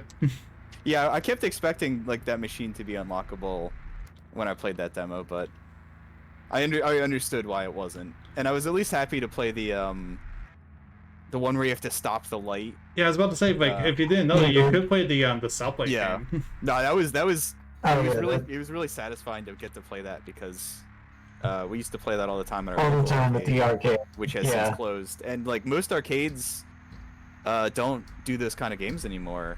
At least the ones that we like go to, they've started to just shift to like those like coin pushing type games. Oh yeah. And so like ones where it's just like a little light and you press a button and get tickets are they're kind of gone at this point. So it was nice to not only nice to be able to play it again, but also nice to be able to play it as many times as I wanted until I could win. And look, once you get like the ticket multiplier, that one gives you like an insane amount of tickets. Yeah, Like I realized I had like 5 times as many as I needed just from that game. But I wanted to make sure that everyone could beat it within a reasonable amount of time. It's a good way of doing it. Because it wanted to be like a fun bonus game rather than something that required a whole lot of skill. Right. And like give an option that's not just asteroids too, if in case asteroids is not really your jam. Like the ticket multiplier actually goes up over time, and I've actually seen at least one streamer where they got almost all their tickets just literally just walking around, talking to people, talking to their own chat, collected the ones on the ground, not even realizing that they were that close already.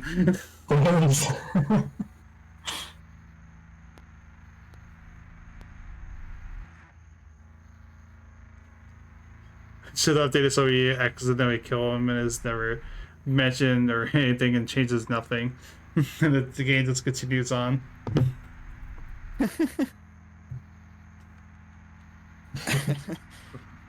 Well, there's like hellflation in that arcade, or I guess the opposite of inflation. Tickets are worth like more. Deflation. Deflation, yeah. Okay, there we go.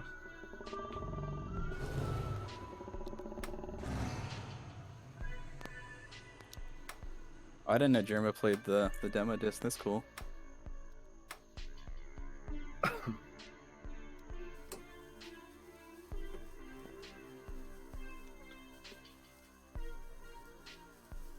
Okay, I can't change it mid.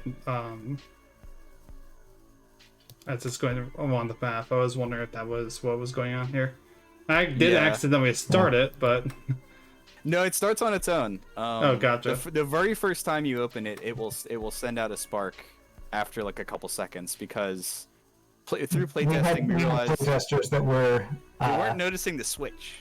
Right, they were just hitting the red buttons at the top. Oh, and they were trying to set it up like one of those puzzles where you like arrange all the fuses just like at once. But that's not how this one works. So we figured if we send one out from the beginning, you kind of get it.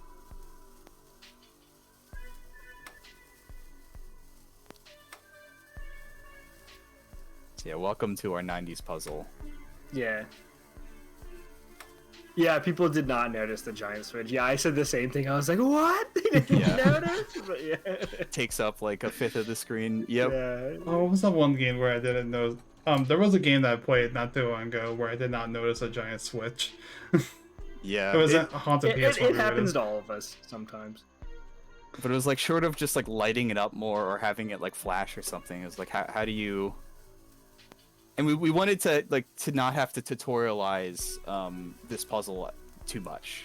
Yeah. Because we think the mechanics for themselves. It just kind of goes. And like so far, it does seem like people get like you understand the rules. Yeah. Just from playing it. The one thing I will say is that I did read some of the reviews of this game out of curiosity before playing it for the stream, and I saw the one review of the person absolutely hating this puzzle. Yeah, it's divisive. We've noticed this is a divisive puzzle. Yeah. Some people really like it. I really like it. You can just trail off. Just say some people really like it. Some people really like it. It's era appropriate. Yes, I stand by that.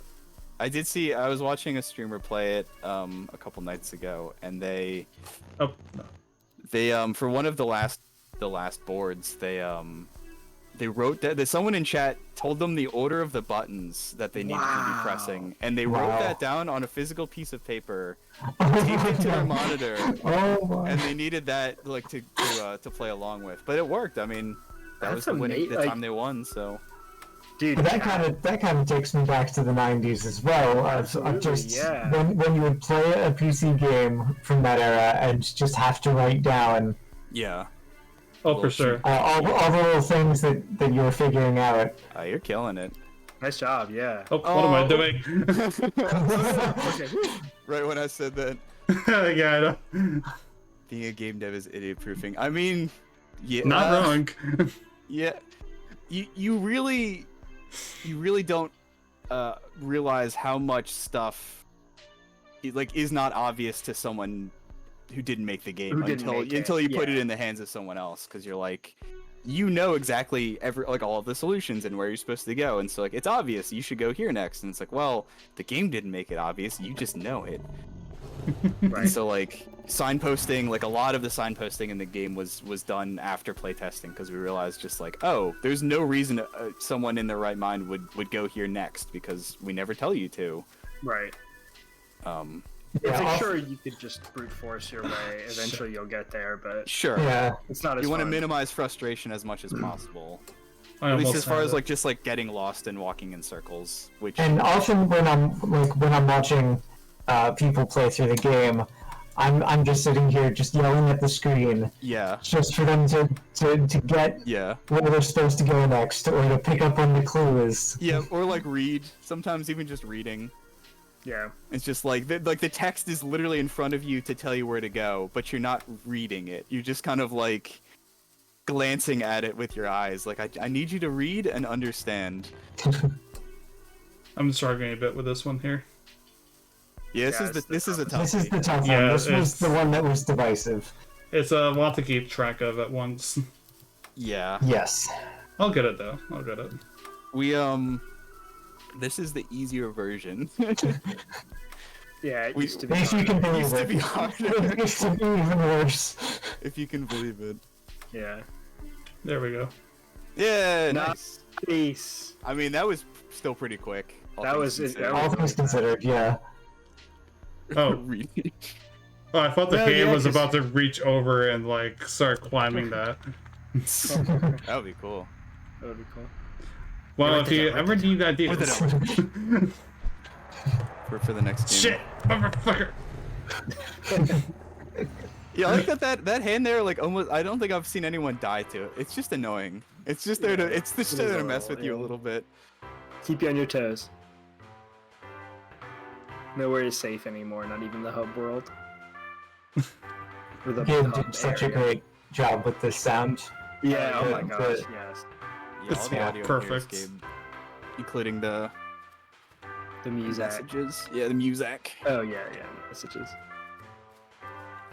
Okay, I'm just trying to get off to. Okay, oh, that's not the button I'm looking for. So I'm looking for scallions, noodles, and beef. Okay. Yeah. Speaking of food, I gotta sign off and go have some myself. But it was a real pleasure being on the stream and getting to talk about our little baby, our little project with you. Oh yeah, no problem. baby. Thank you for joining on in. Yeah.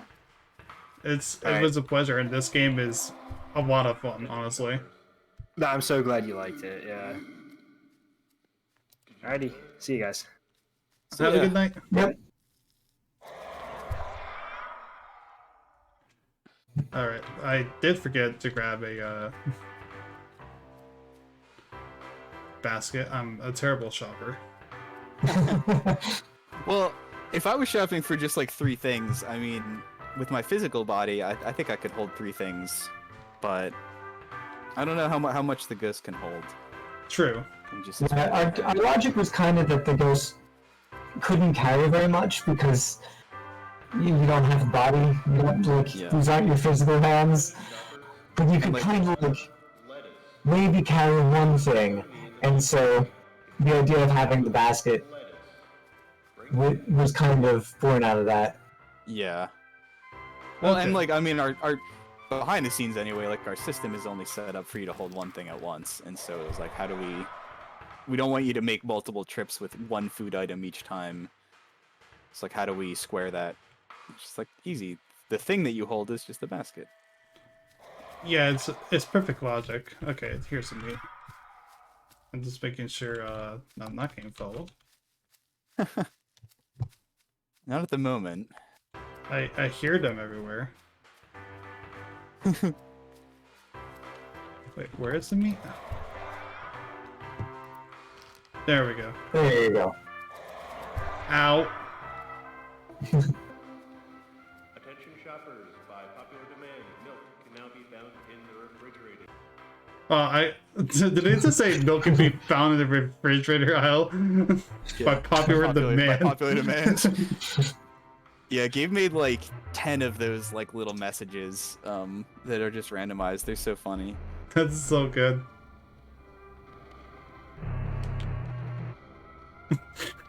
This is a classic like slapstick. Okay, where do I go?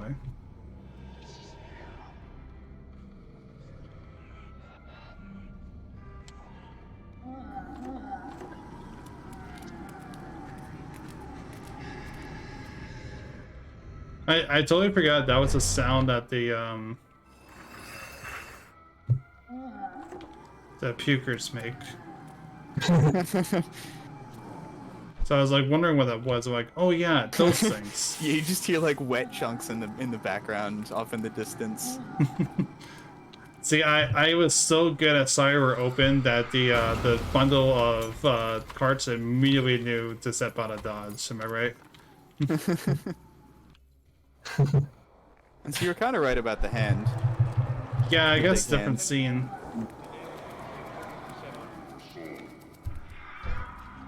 I'm gonna be so disappointed in myself if I die here. You've been surviving pretty well. Yeah, the only time that I died so far is intentionally killing myself, which I knew was definitely going to be happening. But like, come on, curiosity. Yeah, you gotta try. Which again, that was like another balance thing where it's like, how hard do we make the chase sequences? Oh, was he? We do have like a one-hit kill enemy, so it's like you don't want it to be frustrating. Yeah. But also you don't want it to be too easy. Yeah, it's striking that balance.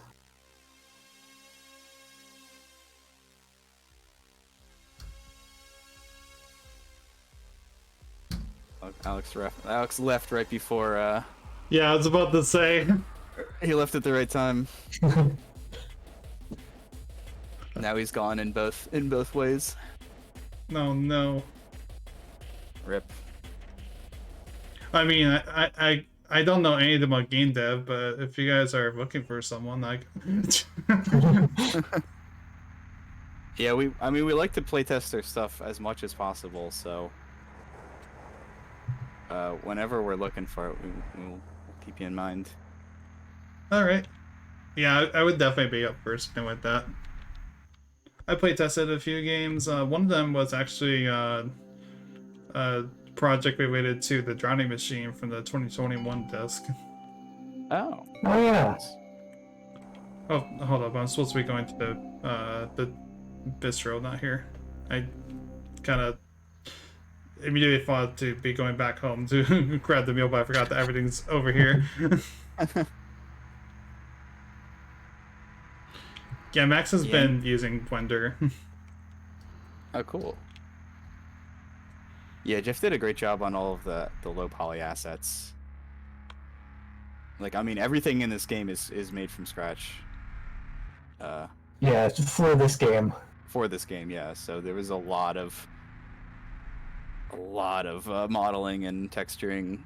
Oh, that sounds like a pain, but at the same time, like, it keeps everything consistent that way as well. Yeah, it was trying to keep a consistent style and to find our own look for the game. For sure. Like, none of our previous games had quite the same style, so we couldn't necessarily reuse anything because it would look out of place. Mm-hmm. The Cleansuit was like low poly, but it wasn't specifically this like 90s like PSX, like, I don't know, early PC kind of style. And so like and plus there's just not a lot that would have been transferable as well. I'm sorry, I was very amused by shenanigans. but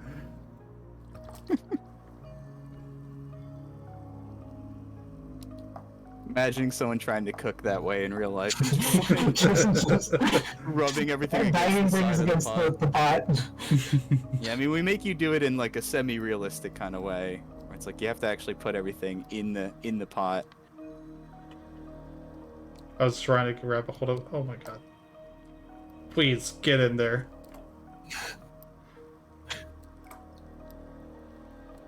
Those are some pretty good plopping sounds. Yeah, Alex. I think Alex just recorded. Oh, it's behind the pot.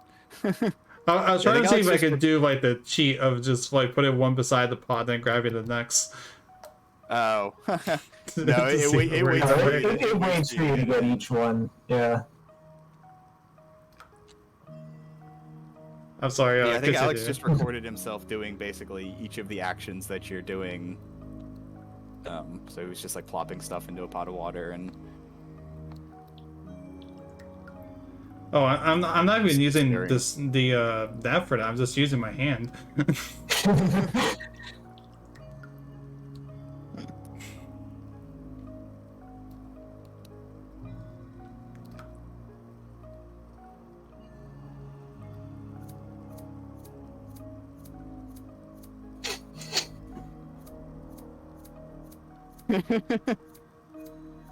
I'm sorry, I'm just funny. You're really getting it in there.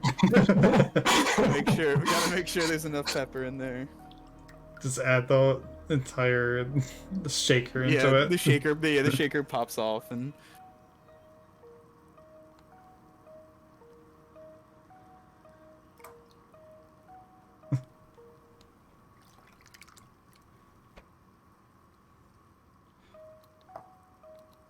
Oh my god, we're doing like a full recipe here. Yep. This was referred to as the cooking mama in the the cooking mama. In our internal dev. Like we always knew there was gonna be a long cooking segment where you make the mortal meal. oh my god, I didn't even pick up on that. Is that what the title actually means? I thought it was like it's open for interpretation. Okay. It has multiple meanings, so yeah. Because you could be the mortal meal. I am quite the snack, I guess, according to the Candle Boy. Yeah. We were going for like a double meaning kind of. I don't know if there's a third. Maybe.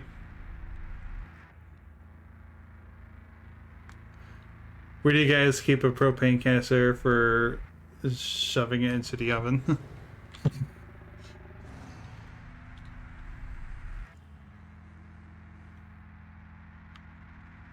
I'm just like trying to catch up on chat a little bit. I've just been so intrigued by everything That's happening. Oh, I didn't even notice the sky texture. Yeah, it slowly changes over the course of the game. Sky texture, every couple of scene loads. Okay. Well, now it was like bright. It was like bright red a little bit ago, and now it's kind of like darker, and now it's even darker. Yeah, this is the final. So this is the like bloody sky. Yeah. Oh, there he is. I was like trying to see where he was at. Oh my god.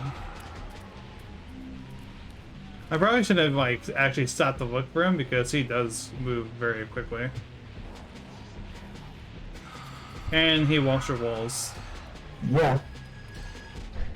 Well, actually, I think I should have known that by now, but either way. Oh, fuck. He has the ability that all of the players want. Yeah. Walking through walls. Walking through walls. I didn't even notice that he like moved over there. I thought he was still directly behind me. Yeah, so there are like certain points where he teleports. Yeah, I saw that earlier with the in the haunted house section there. Right. Yeah, it's never like established in like a cutscene or anything, but we figured if you see it happen in front of you enough times. Yeah, now I see where he spawns. I think it would probably be safer if I go this way around at that point. Yeah. See, like, yeah, when that happens, it's like it's pretty hard to miss that he teleported. Yeah, but I just didn't see him. I think it was like slightly behind the grave the first time. Yeah. Yeah. Which is it's like somewhat randomized, so every playthrough should be like a little different as far as where he teleports and usually even like where the imps end up, because they kind of path around a little bit sometimes. Gotcha. God damn it. Shit. Oh, It's all because I wanted to acknowledge a funny little imp, and then I got... Yeah, that's a late game edition. Yeah, you just told me one day, you're like, I made an animation where the imp is just kind of like hanging off an edge. And I was like, oh, I guess we'll just like slap him on one of the pits. Yeah, that was like in the last like week or so. Yeah, just like flavor. Just decided to throw that in. I've seen people be like scared that he's gonna like grab them from the edge. that would have been Which very is like funny. that would have been, yeah, that would have been cool. Very elaborate though. I think it's more just like that. They can be inconvenienced as well by all this stuff that's happening. Right.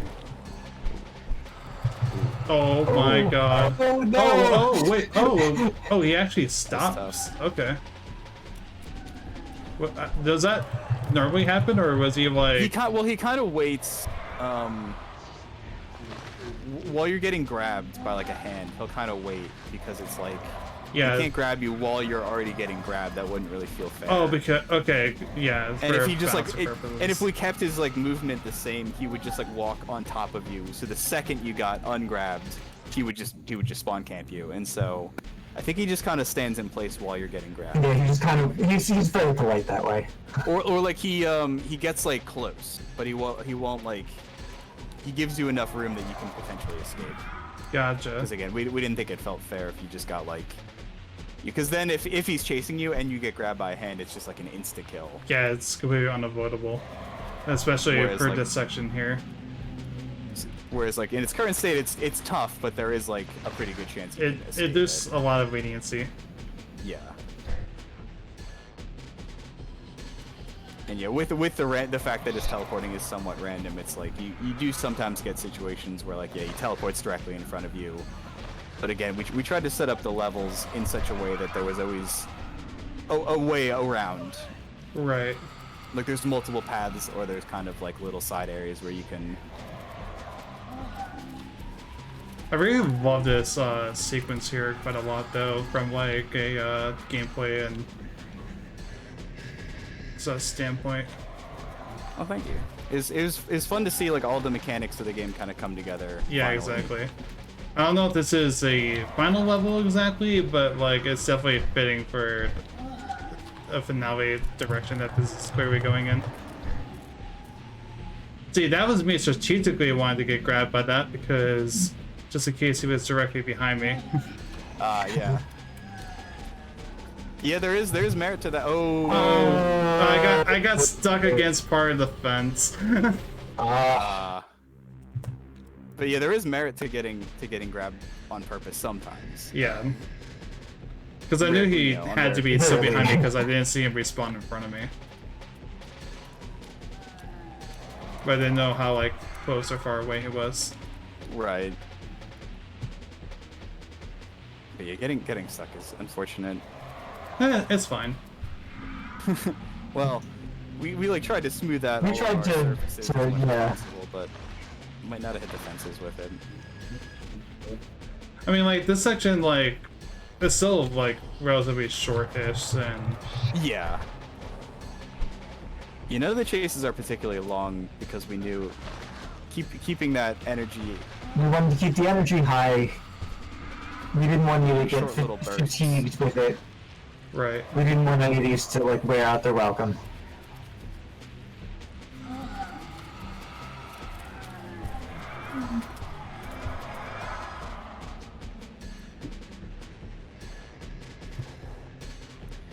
This is a run. Yes. I don't think you've gotten hit. I got hit by, I think it was, You got, well, there you go. I think it was, like, by the spit. Earlier, because I definitely lost a little dribble done. Okay, there's the grave. Just gonna This is the go run. through that.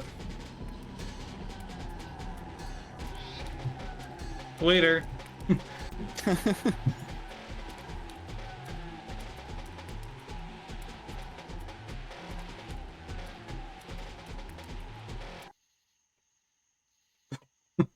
I'm sorry, this the sudden jump cut.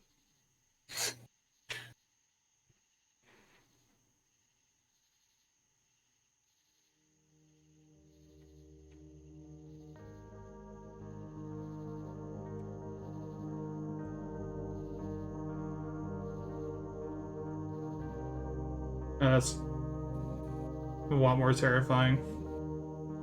Because we all know that skeletons are the scariest creatures known to man. They're really boggling me right now. Just the mind boggle.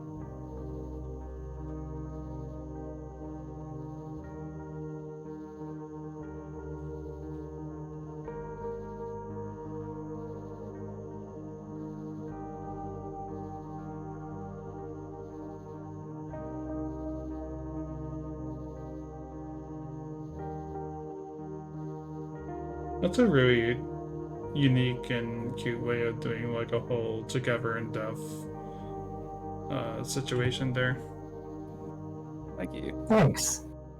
It took us a very long time to write that. And then immediately followed up by the funny credits. Yeah. That's why it has like a long fade and there's a long trail off, so we try to keep it at least like the emotional part kind of contained. Yeah. Yeah, but still. That's it. That's the game. That is the mortal meal. That was just... I've really, really enjoyed that. Cool. But yeah, you can see like basically anyone who played the game and gave us like any sort of feedback gets credited as a playtester. So there's a lot of people that played it at some point. Gotcha. Like this just like kind of one of our things we like to do in our credits is like, you know, even if they weren't like working for us as like employees, as like QA or whatever, it's like you did influence the course of the game, just like by us watching you play it. We like every single playtest means something. Yeah. So like the game wouldn't be what it was without all those people. So we make sure we got to put them in there. I guess my heart wasn't enough now that the dog is now eating the soup that I made as well. Well, someone had to eat the soup. Yeah, someone had to eat it. Yeah, we thought it was like a little unresolved. We thought it was, yeah. It's gonna go. It's gonna spoil. True. See, now you have access. Now you have access to the cheats.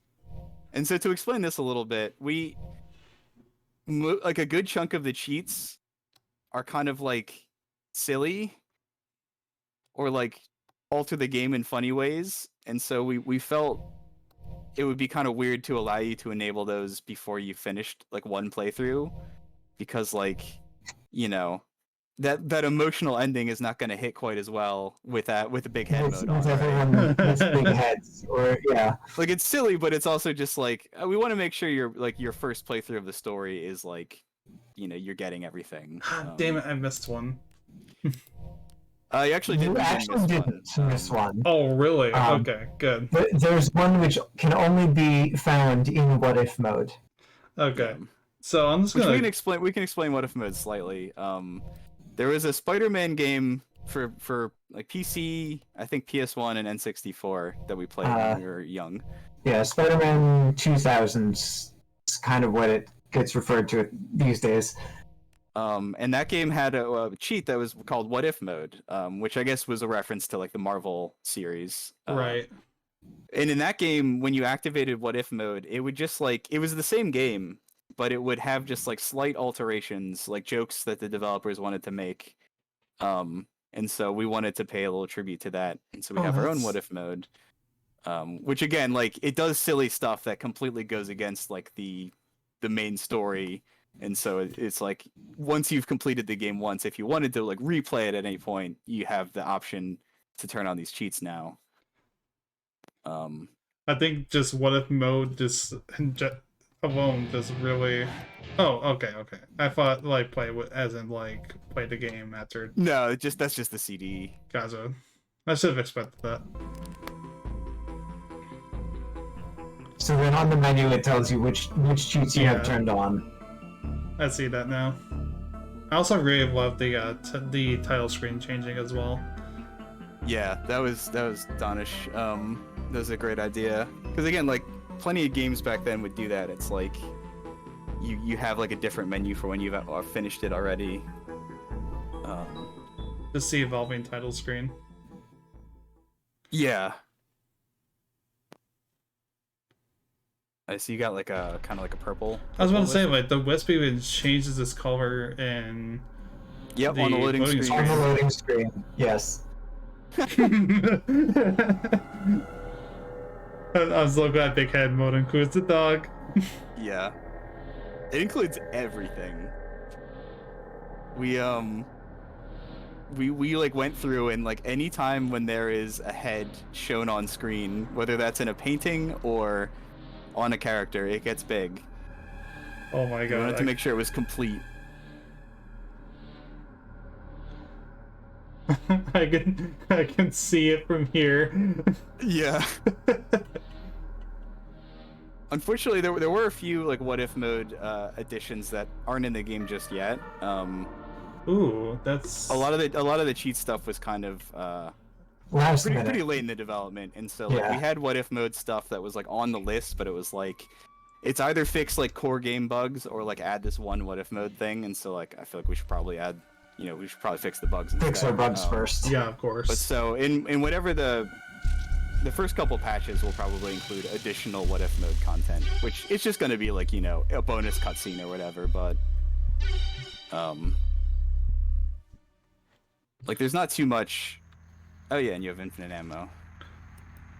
I didn't even see that until you mentioned that. Yeah, you'll never run out of bullets with that cheek turned on. Thank you. I was really cutting it close. Yeah.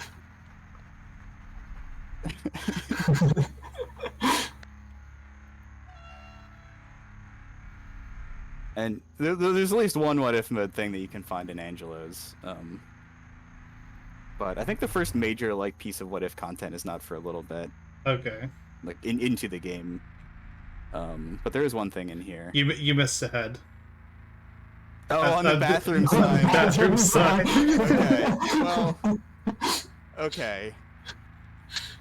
Fine. You're right about that.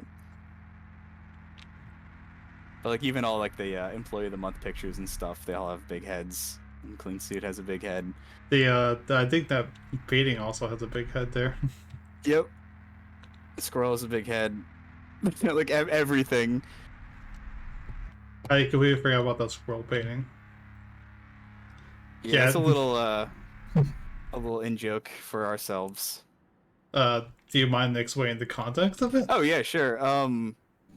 There was between Cleansuit came out in 2017 and this game came out now, and we said that this took 2 years. And so if you do the math, there's here, wait, don't get the key just yet. Go look at the tables in the Angelos. Yeah, I wasn't going to go in there yet because right you mentioned before. But so immediately after Cleansuit, we started working on a different game where you play as a squirrel, and so that was we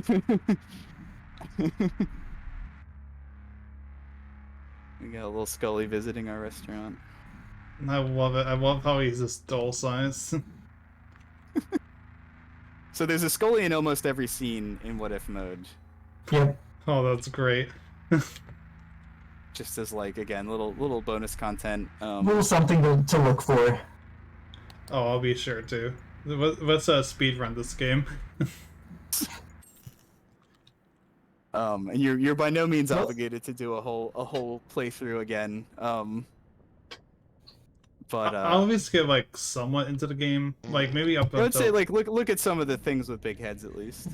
Yeah. Like that Death has a big head too. Now I can really see his faces. Oh, I got stuck on and the medals. I forgot about the medals.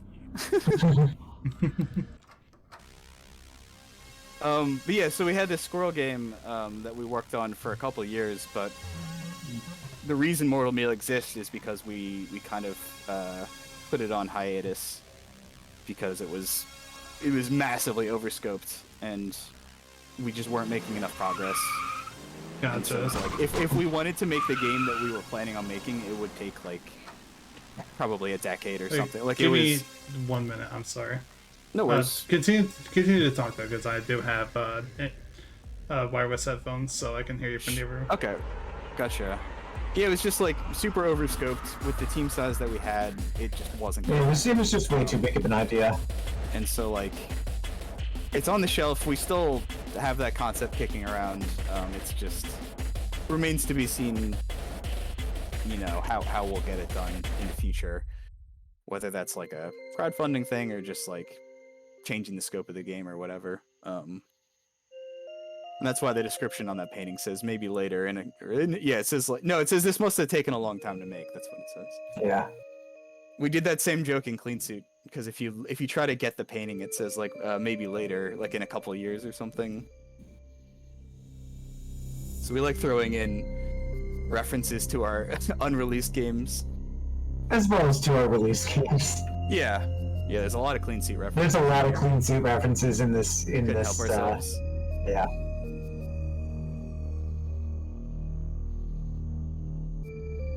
The biggest one is just the store called Cleansuits.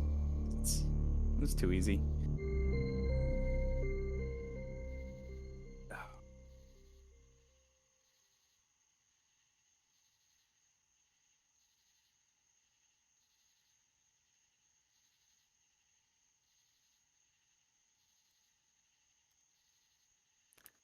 I think he actually also put on hard mode. Yes, so I did. Oh, that's right. That'd be interesting. I never got to see the big heads over here, so. Well, I never noticed that because I usually see the dialogue for inspecting that. I never noticed that there's extra dialogue mentioning the monster there. Yeah, we figured if you like are curious enough to go over there, you should get some sort of, because I mean the character would be curious about that, I think. And yeah, it makes sense. Even the burgers, I forgot about the burger. Oh, it's a bobblehead. Yeah, it's a head. The posters too. Yep. All of the heads in the posters. Yep. Oh my god. Yeah, like I said, we did like multiple playthroughs of the game with big head mode just to make sure that just like every head is big. Try to catch them all. Yeah. That's so good. Because like at first it was like, you know, just the in-game models, but then it was like, well, it wouldn't really be big head mode if the cutscenes didn't have big heads. And then once you commit to doing the cutscenes, you kind of open the floodgates to everything else in the game. So like, well, if we're doing both the models and the cutscenes, it's like, I guess the posters should also have them. And it just keeps escalating from there. Yeah. Just pointing out the Scully now that I know he's there. Yeah, he's the only he's the only Scully. And the Scully rest of them are only in what if mode. Is our only intended exception to big heads. Right. Fair. Because his poses wouldn't look as good if he was. Yeah, he's just chilling. Because like, you know, when you have him holding the menu and stuff, if his head was big, he'd be like clipping into the menu, and it like doesn't work as well. Yeah. I mean, the CDs you've already collected are they're transparent. I was about to mention that it's transparent actually. It's just like if you wanted to hear the song again or something. Yeah. Or to show which ones you collected, I guess. Yeah. But yeah, the sixth one on the book is a bonus mode that you have to beat what if mode to unlock. Gotcha. I said I probably won't dedicate the whole thing. No, understandable. You did just play the game. Yeah. We kind of intended as like a, you know, once you've played the game, maybe when you come back to do a replay or whatever, you have those options there to kind of mix it up. I always want to see the imps. Yeah. The imps should like fall over. They would be like so top heavy. Exactly. The other thing to mention with the imps is in What If mode, they have their original sound effects from that's right. when they were still in early development. Huh. Oh yeah, so this is hard mode. Everything's harder. Oh, okay. I was like, huh, Oh, yeah. I'm not when free Jeff yet. said you Yeah. turned on hard mode, I You was turned like, on oh, hard that's mode. right. It's hard mode is punishing. Yeah. Well, it's a good thing Maybe I a also little turn on too hard, infinite we'll ammo. Right. Yeah, before we tweaked hard mode, it was basically Impossible. Yeah. We had to tell Donish that it was. No, Oh, yeah. fuck off. Fuck off, please. I want to keep staring right at that. That's easily the best Scully. So far. So far. So far. Yeah. I did it. I juked that little hand. Oh yeah, I didn't even know that was possible. I hard didn't mode. either until now. In hard mode, I just assumed that they were like, because they move so fast. They are really fast in hard But mode. we changed them slightly to make it like more fair. I wouldn't even go as far to say fair. It's still not More fair, but they are better than they were. Because they could re-grab you, Oh god. and so and hard mode reduces the amount of intangibility you get. Yeah, I think I noticed like the iframes lasted a little less.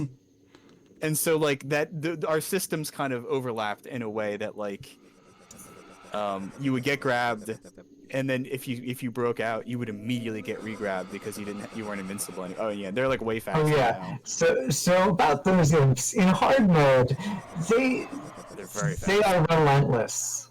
Yeah. It's hard mode.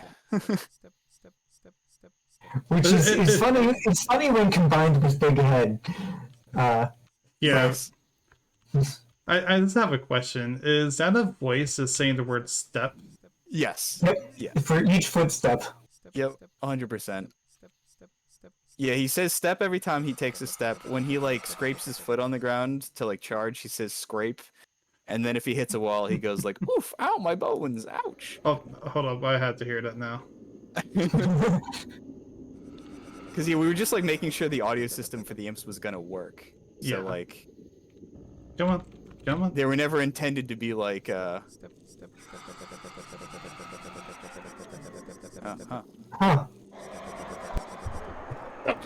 just like that, the angle, just like the Yeah, angle. it's gonna be the angle.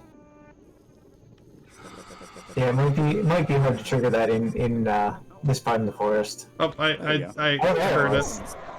I think he's also stunned for less time. Oh, you didn't get the dying animation. That's weird. Yeah, that was weird. I didn't even realize I died at first until I saw the screen slowly start to fade. That's like a hard mode specific thing. Could be.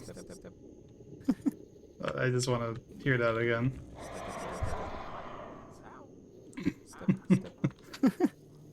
Okay.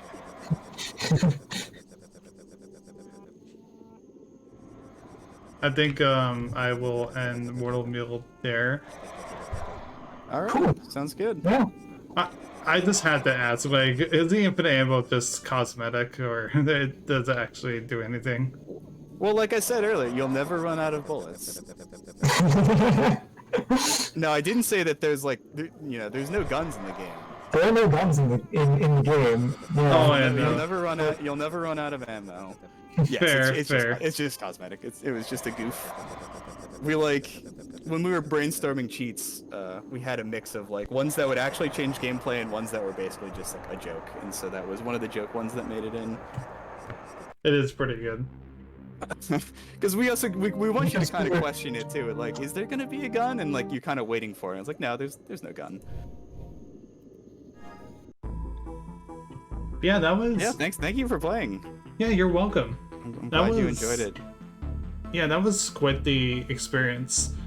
Like, I really liked the original demo because it had a bit of everything. It was both funny, it had its few like scary moments, And on top of that, like more prominently, there was a lot of intrigue with the hints of the story being put out with the wallet, the appearance of the monster, and things like that. Yeah. Well, thank you. Yeah, we were trying to like, you know, make sure there's a little something for everybody.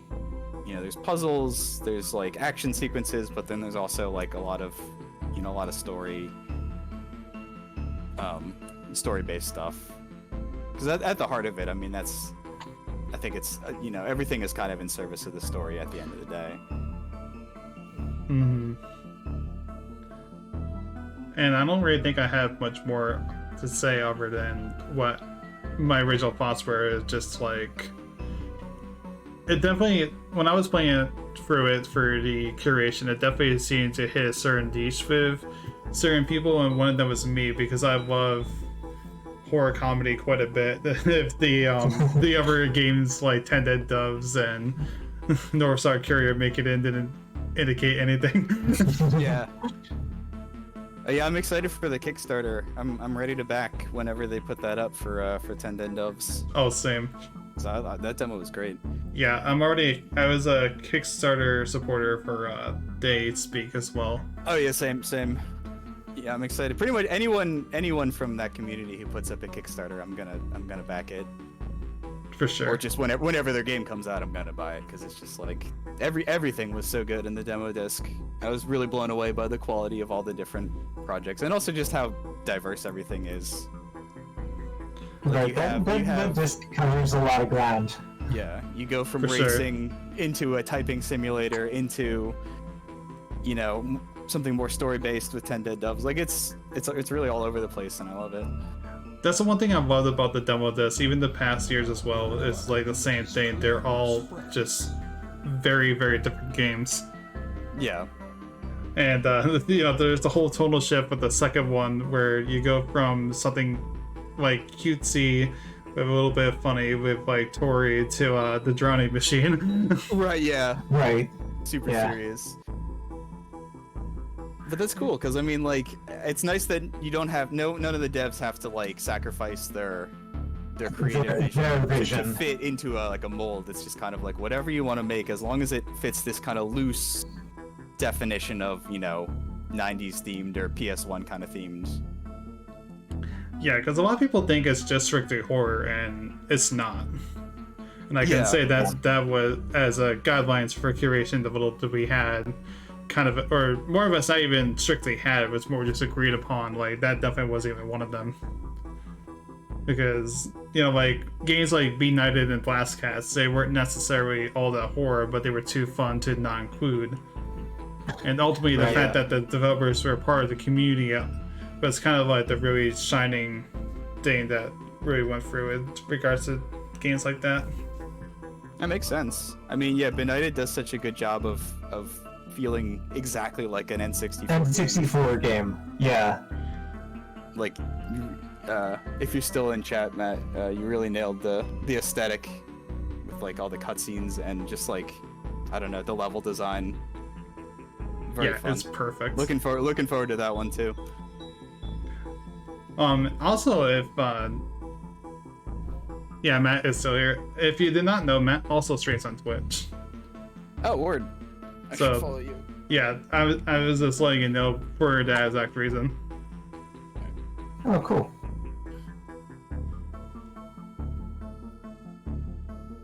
But here's a question: how long is Cleansuit on average? Anywhere from 30 seconds to like 10 minutes for like a playthrough. For like a single like run through, and if you're trying to like fully beat it, if you're getting like, every ending. If you're trying to get every ending, about an hour maybe. I wouldn't recommend 45 minutes to an hour. I always want to give it a try, because I did mention before that I haven't played Cleansuit, and when you guys mentioned it, like, I definitely want to give it a shot at some point. And I figured since Mortal Meal, you said it was around like an hour and a half, it took us more like 2.5 hours, just because it's just really fun talking and just listening to it inside from the game. Yeah. No, I'm down to if you want to do a little clean suit. I might mute myself just for a minute while you're setting up though. Oh, no worries. Oh wow, the old logo. I'm just gonna turn it down just a little bit. There we go. Tutorial.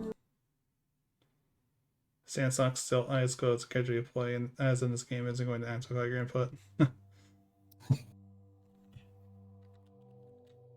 Yeah, so I heard that was a text adventure, which is what really interested me. Yeah. So Cleansuit was our first project, and doing a text adventure was kind of born out of not going simple enough with our first try to make a game. Yeah, I could imagine. So like we went, like we tried to make a game and it wasn't coming together, so we decided to scrap it and make the simplest thing we could come up with. It was going to take 3 months, and it was going to be a text-based adventure, because what could be easier, right? And that blossomed into like a year-long project. Yeah, like as we were discussing earlier, hell of a long 3 months. Yep. But for this project, it was a lot of just deciding to add, different endings or different ways to die. It was that was mostly how we expanded the scope. Right. Let's just open that door. What could be the worst thing that could happen, right?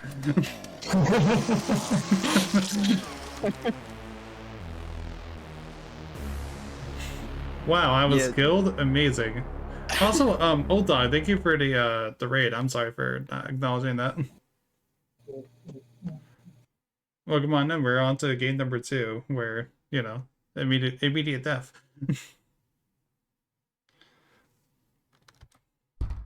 See, I think that's about the fastest you can die.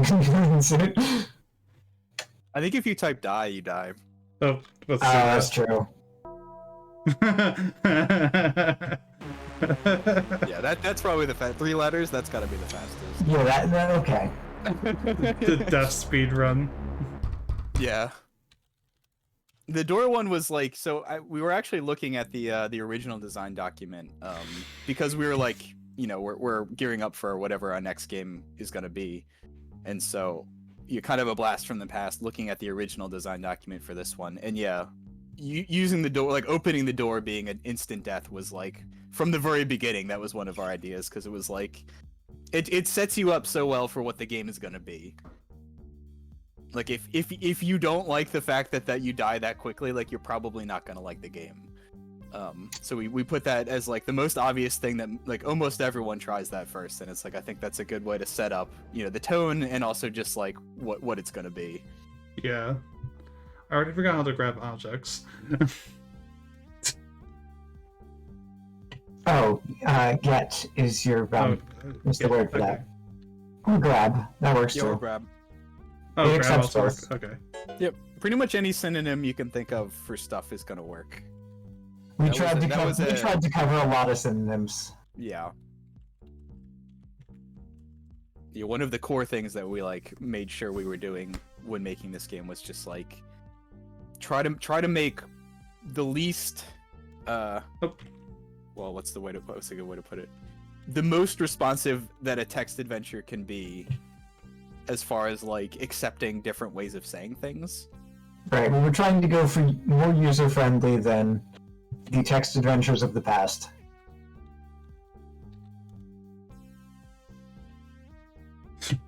Because like at one point I At had one to point, know what that was gonna say. I was not disappointed. I think we were looking at like Zork or like one of the really old like text adventures, and it was like you couldn't just say look and like a verb and like an item. You had to say look at, and it's like why? You know what I mean? Like you know that I'm trying to look at it, and so that kind of thing, just like cutting out the little words or accepting both ways, is just like that. That was one of the main design philosophies.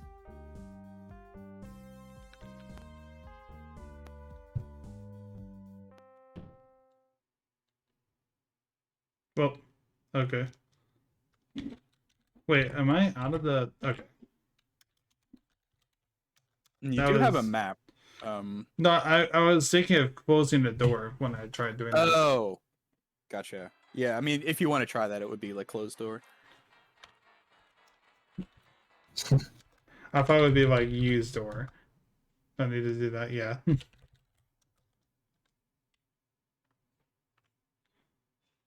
Yeah, we don't let you close that door.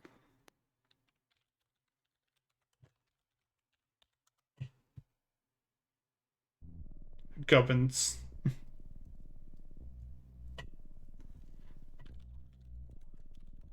Yeah, the programming was interesting. We have like a huge... It's not done in the cleanest way, I'll say that. But we have like a huge just like list of different verbs that it's looking out for. It expects the verb to be the first word. Right.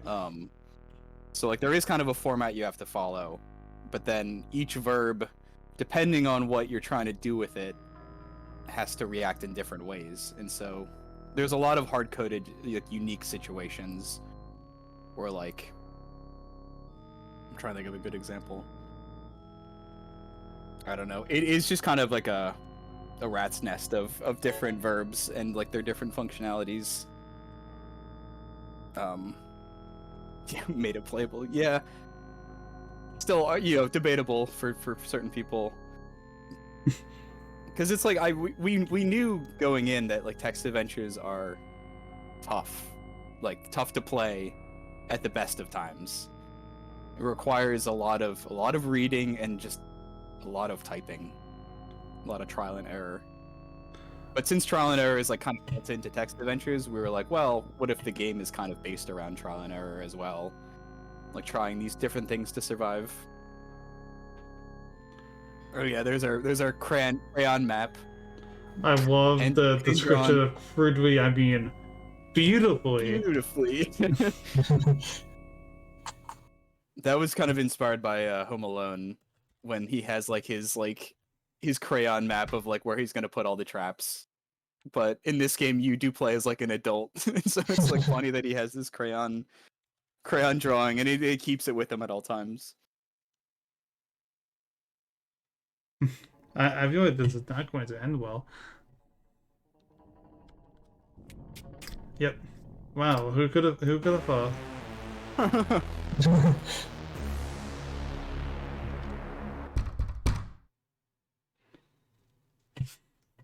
Gotcha. I didn't notice that there was a kitchen here until I looked at the map.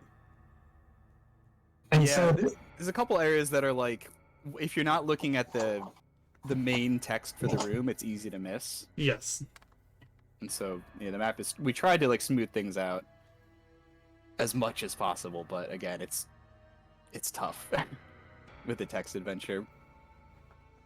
Because you have to imagine a lot of the times people aren't going to be reading super carefully, and so we're trying to like make sure the main items that like are in a room or whatever are kind of stand out, but it's difficult.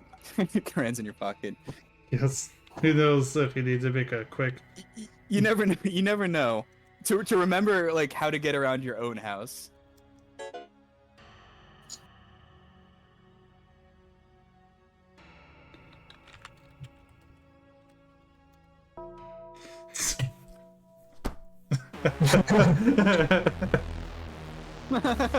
you can't tell me to not do the thing, because then I'll do the thing. Yeah. But you only know a vague amount. Yeah, and like going back to like earlier when we were talking about how many playtesters we had, this game in particular, we would like someone would playtest it and they would try a bunch of stuff we hadn't expected. Like they would call an item something different, or they would use a phrasing that we hadn't thought of, and it's like, well, let's just add that then, right? Like, and so a lot of those kind of came about as like, well, somebody tried it at some point, so we added it to the game.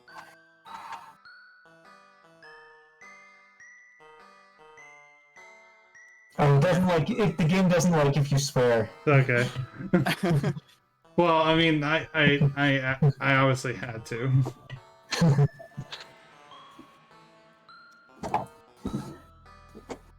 And another big inspiration for this one in particular was Thy Dungeon Man. Or no, I'm sorry, Peasant's Quest. I'm thinking of a different Homestar game. Yeah. Yeah, Peasant's Quest 3 or whatever it's called. There's a game on the Homestar Runner website, which is a text adventure, but it has lots of little kind of fun flavor text for different things if you use it. Like, I remember at one point there's like, I want to say it's like a room full of like hay, and if you say like get gold, it's like, that's not gold, you idiot. Like it responds to specific, like even like incorrect responses, and so we wanted to try to match that as well. Oh yeah, another Easter egg. Oh, what was the Easter egg? In the back of the graveyard in Mortal Meal, we have that same tombstone that shows up when you die in Cleansuit, where it says, "Here lies redacted." Oh, I didn't even notice that. That's funny. Yeah, it's very off in the corner, like it's Yeah, not meant to be passed over. Yeah, we did not super obvious. hide it in there. Gotcha.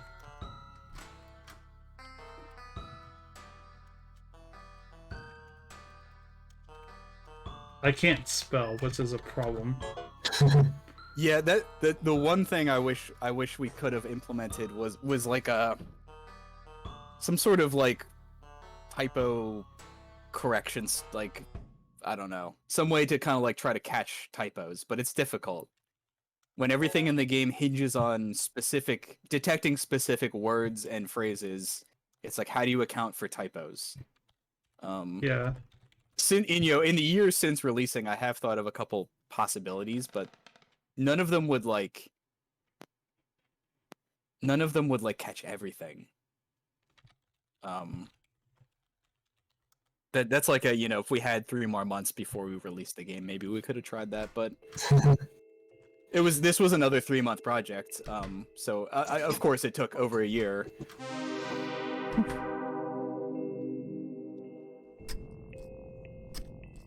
Oh, it took too much time. Oh, it took too much. Oh, okay. Well, yeah, I think because you hit a couple times. Well, yeah, in-game time, not that accelerates things. Not real-world time. Yeah, nothing's real time. We didn't do anything real time because everyone types at different speeds, so we thought that would be unfair. Gotcha. But since you hiding accelerates the time scale. I was trying to like you hit multiple him. Times. Yeah, I was just trying to like lure him into the room so that way I can. Yeah, that's what I was thinking.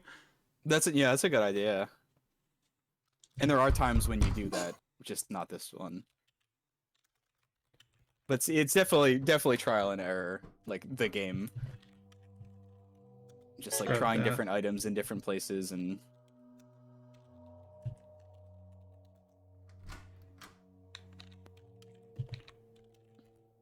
Frab flashlight. Frab. Frab. Yeah, because like the type of detecting system I had thought of is like, well, maybe you could take a word and like swap out each of the characters in that word, or like, because like something like that where you only had one character off, it could maybe detect that it was close to a word. But then there are certain items that there might be ambiguity if they're the same, but they just have one letter missing. Like I don't know. I don't know that there's like a one size fits all solution.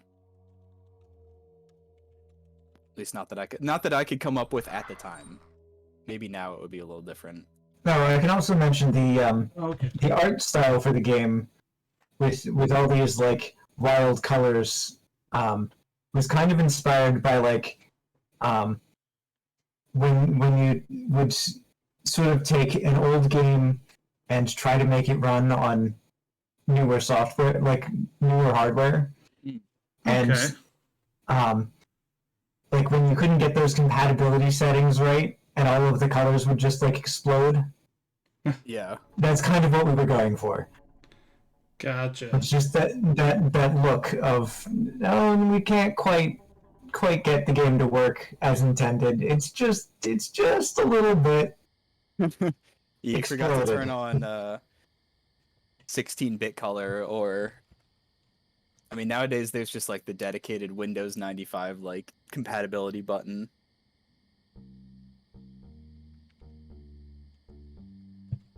Well, and it kind of goes in with like the art style too. Like everything in the game is basically untextured, right? Yeah, it's basically everything has shades of gray. I'd say was kind of the approach. There were still some things that got textured, but it was basically just different gray shadings. So the only color is coming from the filters. And then yeah, everything got hit with a ton of filters.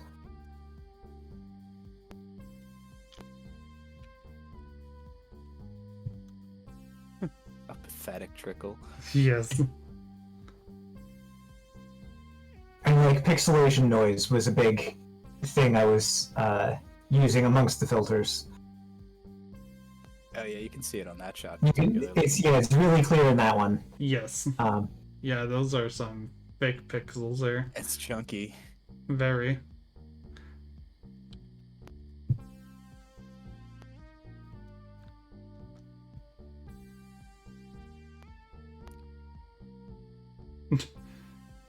Trying to figure out what to do here, because I assume that I do not have much time right now, and that the killer will be here any minute.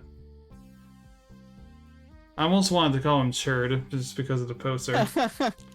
Yeah. I think you have enough time.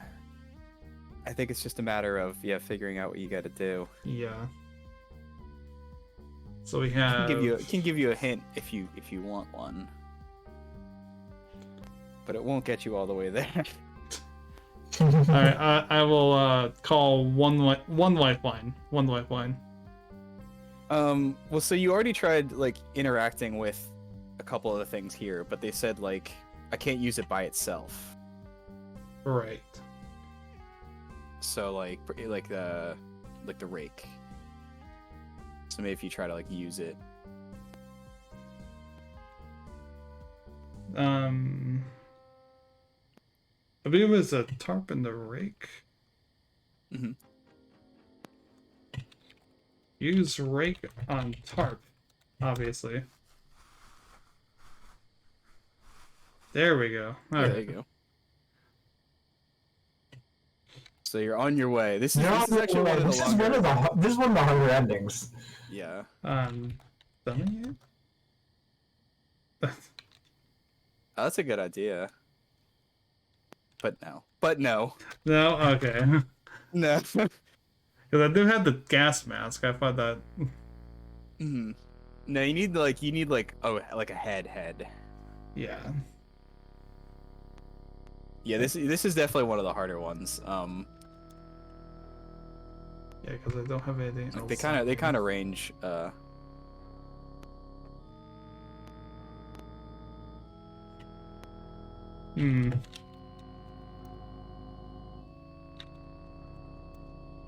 Including one ending that, as far as we know, there's no recorded record of anyone finding so far. That's very interesting. Which we didn't even think it was that like hidden, but it's managed to remain unfound.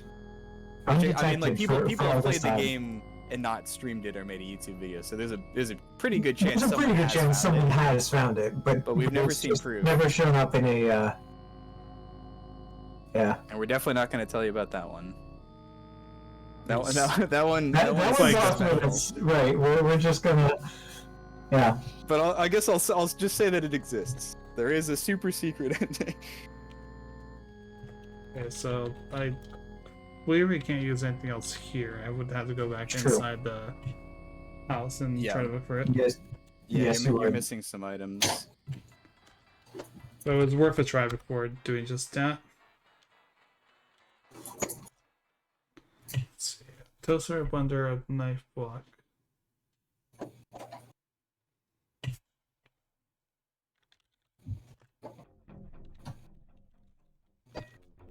Is there like a... Okay, okay. I like the glory of that meta image of just empty fridge. Also, it's now it's becoming kind of a running joke that our fridges are always Our fridges are always empty. except for ice cube trays and then like one other thing. That's pretty good. So like the fridge in Mortal Meal is the same way. All it has is ice cube trays and the broth. Why is there a pinata in my own head?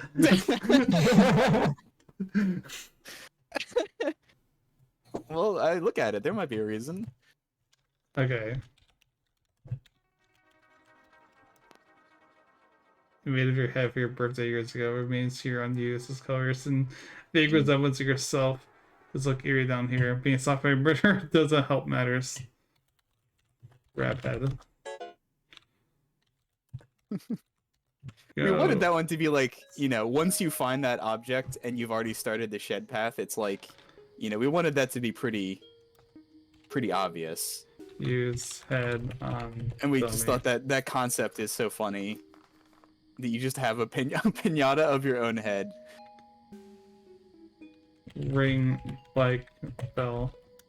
Oh, that's a good idea. I don't think anyone ever tried Dude, that. we should add We should that. add that. I'll do a patch. Add anything we find interesting, just add it. Several years later, just quick patch that in. Patch that in. More than a couple. I mean, we did, I think originally when we released it, we did add a few things, or fixed a couple bugs because we saw them in, like, playthroughs. Like, there was something bugged with the shed path, actually, that we only realized was a bug because we saw it on, like, a YouTube video. Don't have a thing that would make noise.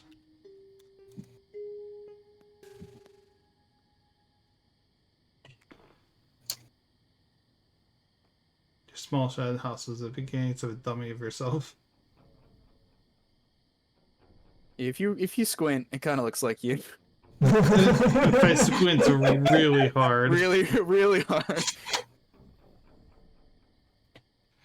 Alright, so I need something to make a noise. Yeah.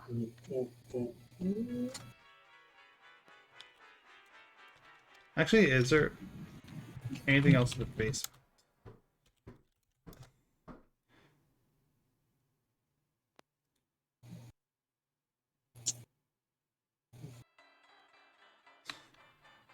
Okay, well, first off...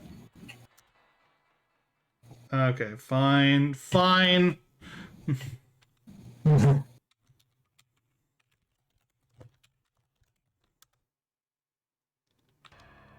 Can't have any fun here.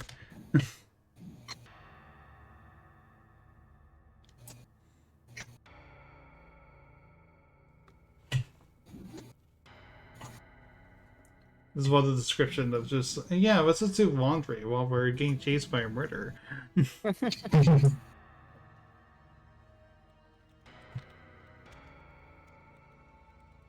Yeah, the one thing that I have trouble with streaming especially is trying to type while talking, and I learned that very, very quickly while playing Dead Letter Department during those streams. Yes. Yeah. At some point, I just stopped talking entirely and just let Parsley do all the work. Yeah, it's because like multitasking when you're like moving forward, it just like in a chase sequence in Mortal Meal, it's like you can press the W key and use the mouse while you're talking, but because you don't really have to like think, but you're using like the same processing power to talk and also type at the same time, and it just does not. It does not work. Understandable. I don't think there's anything else here that I can grab up to make. I'm just trying to figure out like what I can use. Mm-hmm. It's something you haven't found yet. Yeah, It is something we haven't interacted with. Yeah. And we can guide you there. The only problem is like I'm also kind of afraid that I'm eventually gonna get murdered, right? Yeah. Yes. In fact, In fact, it may already be too it may already be too late. This path the timing on is this path is pretty tight. This path is the least And forgiving. so you can't do a whole lot of backtracking on, like, you have to get this path on like one good run. And so you might already be doomed. Not to pull the curtain back too much. Part of me is almost tempted to see it like how. I mean, so I don't think it's breaking the immersion too much to say that like things like the time passes when you like move between rooms. So Yeah. when you're in a room, time won't like Time pass stands still. unless you do something for you to- explicitly to make it go forward. Right, unless you do Or something sleep that or makes hide it. or something. Yep. But like the killer won't just show up while you're like inspecting stuff or whatever. It's only when you Right. go to a new room. Damn it. Because our goal was not to make a jump scare game where it just, hits a timer and suddenly he's going bleh on the screen in front of you. Yeah. Yeah, it's based on the actions you're taking. Yes. Right. Yeah, it's number of we call them moves. So like when you move to the basement, that's a move, and then if you move back to the kitchen, that was 2 moves. And there's like a set number, but there's things you can do to extend your amount of moves. And so like that's helpful if you're going for like one of the longer paths. Although none of them require it. Yeah, any pass can be completed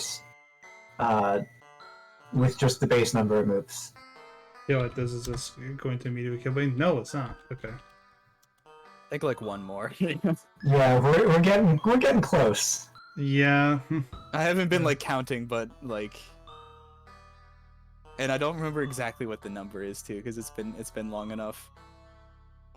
But I think you're past the point where you can get the item you need and bring it back without dying.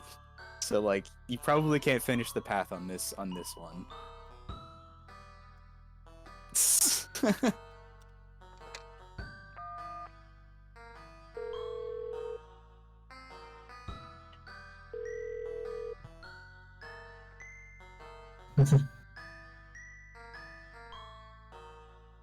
Remain in just following orders. Yeah.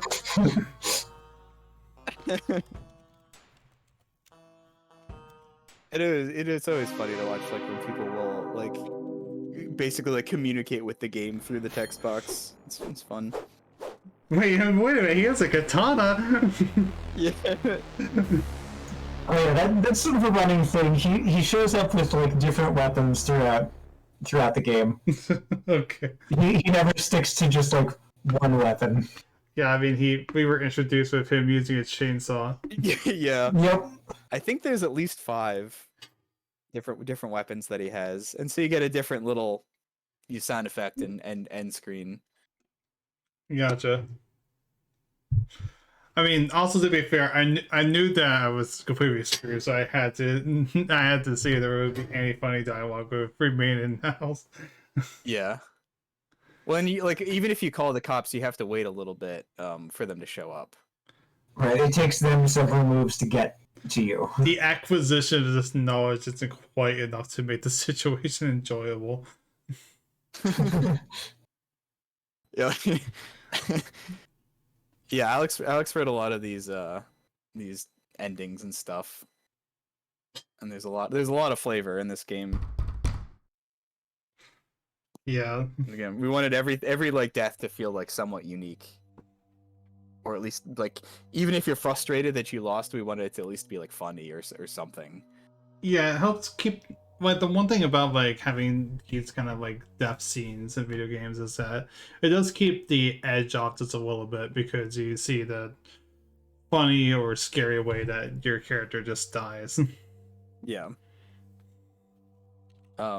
If you want to finish that path, we could give you a hint. All right, what's the hint? So look, just make sure you look around the bedroom.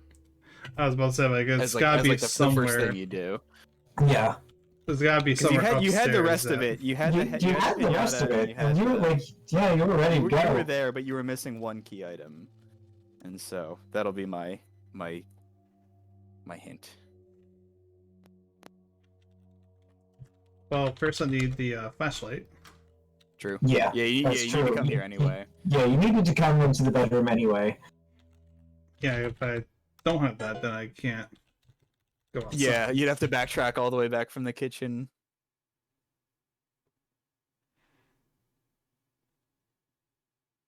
There's also minor continuity with Mortal Meal, because in the closet there's a Johnny Knife Blaster poster. And in Mortal Meal, if you interact with the TV, he talks about Johnny Knife Blaster 4. So like that's a running series that we have in universe. I was about to say like that name sounds familiar, but I couldn't remember where. Yeah, that's our action movie like parody kind of thing. Gotcha.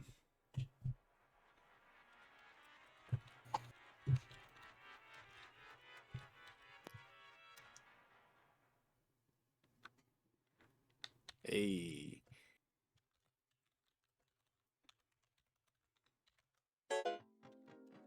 There you go. Nice. Damn it. Yeah, we're pretty rude when we tell you that. Yeah, I was about to say like, you know, fuck you game, but I guess I could just tell you that directly.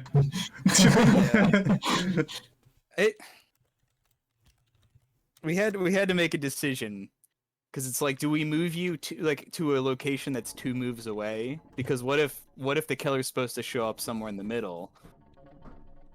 I guess it wouldn't necessarily matter if he shows up right away, but like we basically built the system to where you can only move to adjacent rooms. And so like if something's not directly adjacent to where you are, it'll just say like I don't know how to get there. I was making sure I'm not missing any step. No, you got it all. Does he have it all? I think. Yeah. I don't. Well, okay. Yeah, he does. Yep. Shed. I won't say it's guaranteed, but It's not guaranteed. with the things that you have yeah, in your no, inventory, you can win the game. I'm following. Yeah.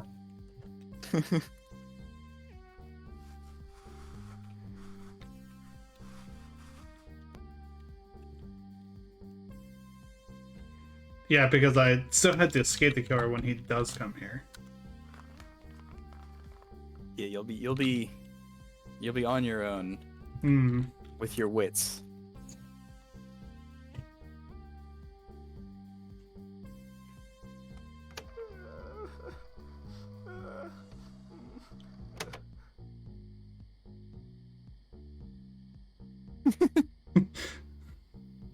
And I'm pretty sure that's Alex, like making crying sounds.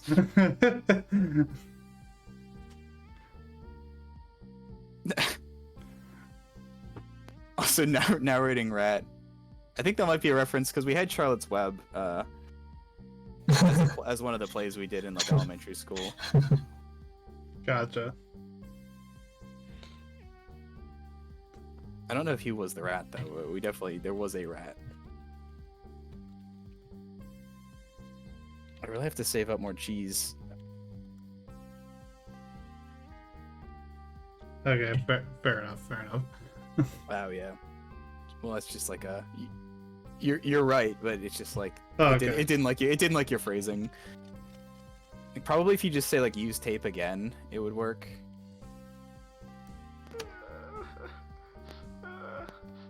Or yeah. No, that's that'll do it. Better phrasing. Yeah, that was the diciest kind of stuff. Is like where we require you to interact with 2 items together. It's like how do you phrase that?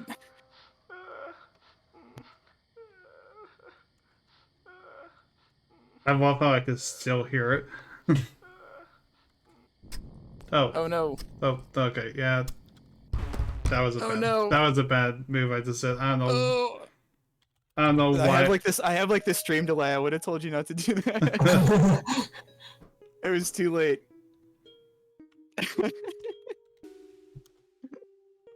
And yeah, now you know. Now you have finally learned like the true loop of Cleansuit, which is just like die, restart, do the same things again.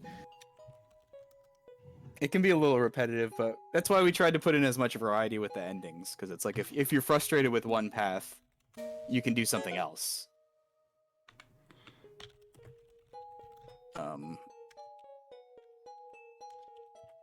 I hate how snobby this game gets with me.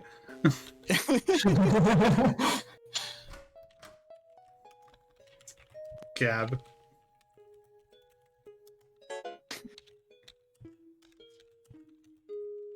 I'm telling you, yeah. I remember game. Go hallway. Go hallways. I'm glad I accepted that. Go hallways. Yeah. Trying to spell kitchen as fast as I can. So I don't know if you remember at the beginning of this, I was like, we tried to make it as like as painless as possible, as painless as a text adventure can be, but it's impossible to make it pain-free. Right, a wall of there's only so good that a text adventure can be. Like there's only so painless it like, can be. The parser that I was making at the time, like I think maybe if we were making it now with like more experience and stuff, we could have maybe handled slightly better, but like I think we did pretty good for what we were working with. Use being on harp. Tape recorder. Yes. Use tape recorder. I'm really excited to see. On dummy.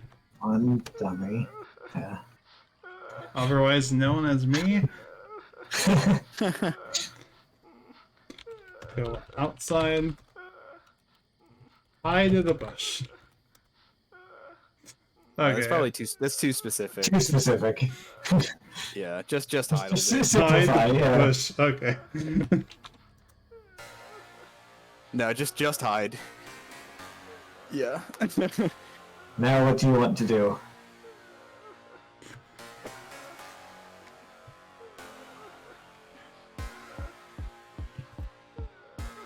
Climb fence.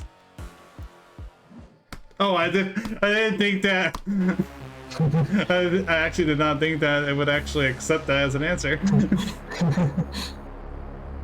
Fair enough. It does give you a hint on that one. You might want to try to do something to keep him in the shed. I thought of doing that too. Yeah, it's those killer sequences. I like. Because like that's one of there's a couple times where you kind of get him into a situation where we force you to make like one command, and the thing you type has to be like kind of on our list of commands, and so I understand that there's like some frustration where it's like you only get one chance to type the right thing. And then you have to do the whole path again, which I understand. I mean, I'm not frustrated at all. But like, yeah, you've only been playing for like 20-30 minutes though. Just wait. No, I was just kidding. I mean, it might take me another 20 minutes just to figure out this one last step. No, I think you got it. I mean, so he's like standing like in the shed. What would you think to do? Push him in. What else would you think to do? I'm gonna not give you the exact answer, but I'll guide you there.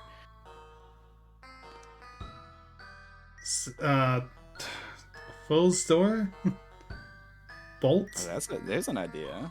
Yeah, I figured it was something like closed door. Go shed. Use tarp. Break. Use pinata. dummy. Use recorder.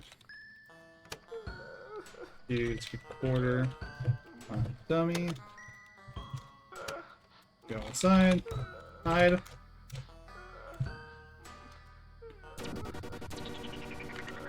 Close. Dead door? Yeah, it'll work.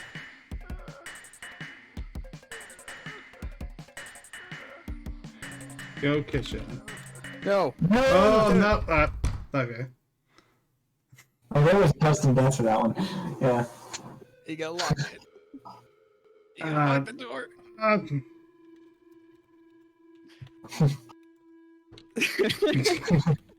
What? Yeah, I forgot One that we step had at a time. custom art for that one. Yeah.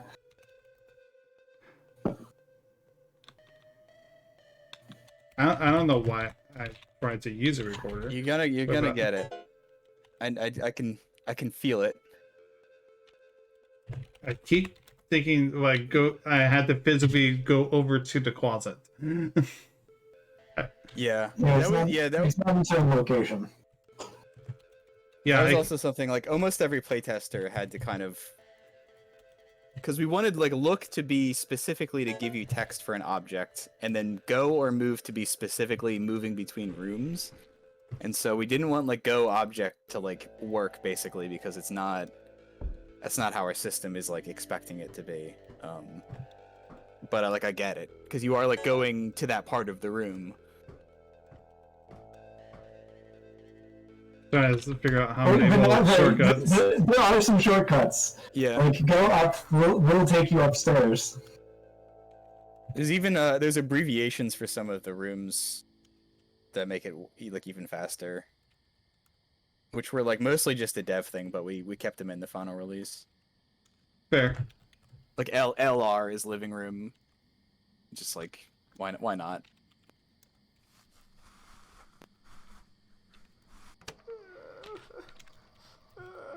Quarter dummy. Ooh, Honda commercial. Oh, you got it. Oh, I have the thing. stream on Twitch, or sorry, on Discord if you want to watch that. I don't see it on Discord, but that's fine. I think you have an order because I didn't switch it off of Mortal Meal. That's why. That's okay. I mean, the ad's gonna be over in 5 seconds. Well, just in case it takes me another, I think hour. I would have put it once I you get through this. I think there's one item you haven't used yet. First, before you. Yeah. I don't think the order matters. Doesn't it? I thought the order I guess use the mattered. pinata first. Oh, I didn't use a pin. Okay. I'm pretty sure once you've got the tarp and the rig, it's hard to remember. Yeah, I thought the order mattered for tape recorder. I think as long as you stay in the shed, it doesn't matter. But I could be wrong. That could be. Who knows? Outside. Hide. Now I can see it live though. I could probably stop you a little faster. Go shed door. Yep. And do I just press lock? Or You spell it right. You've got look there. If I spell it right, yeah. Yeah, spell it right. Hey, like lock door should work. Lock might just work. Yeah. There we go. Woo! Woo! That'll do it. You did it. You click the lock into place, and to me, the man. Oh my god, the music's going ham. Cleansuit. In your makeshift prison, you hear shifting around inside of the shed. The killer slams himself against the door, causing you to jump back in fear. The latch holds, however, despite his repeated attempts. The bastard is trapped in there. You're safe for now. So yeah, like we said, that's probably one of the harder endings. Requires the most like different pieces and like combinations and stuff. But yeah, that's one of the main endings. There's five core endings. There are 5 core endings to the game and a couple like of alternates. If you look at your stats screen, it'll tell you like which endings you've gotten. Yeah, from the menu, there's a Your progress. Oh, progress. Yeah. Yeah. So that's the shed ending. That's the primary shed ending. Yeah. Times died. Times farted. Oh yeah, you need to bump up your numbers. Those are rookie numbers. Yeah, So there are a couple of extra paths that show up with little extra boxes. Once you complete a main, there's a variation on the shed path, and there's a variation on at least one of the other paths. Gotcha. Yeah, it's Cleansuit. Actually, I think that the credits. Oh yeah. As we continue talking about it. Oh, yeah, way less fun credits here was But one thing I really liked that we did was like these like images were like concept art. Yes, these are all the concept art pieces that I made for the game before we even knew what the game quite was yet. Yeah, they kind of helped shape it a little bit. Like those two were of like you having like a security system. Yeah, and then you see a mysterious man outside. Because like we didn't really know what the art style was going to be, how much art we were even going to have. Because at first it was going to be like basically just text and like a couple images, but then as the scope kind of grew, it was like, well, we could have, cutaways to like each individual image if we wanted. And so like, from there, the art kind of got out of hand as having like variations on every single room. And in that concept image, there's like half a porch built, and yeah, the rest of it is just hidden in darkness because there is no more image.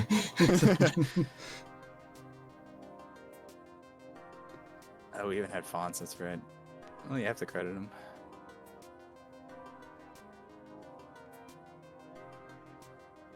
Yeah, I think with that, we actually have our game developer meeting.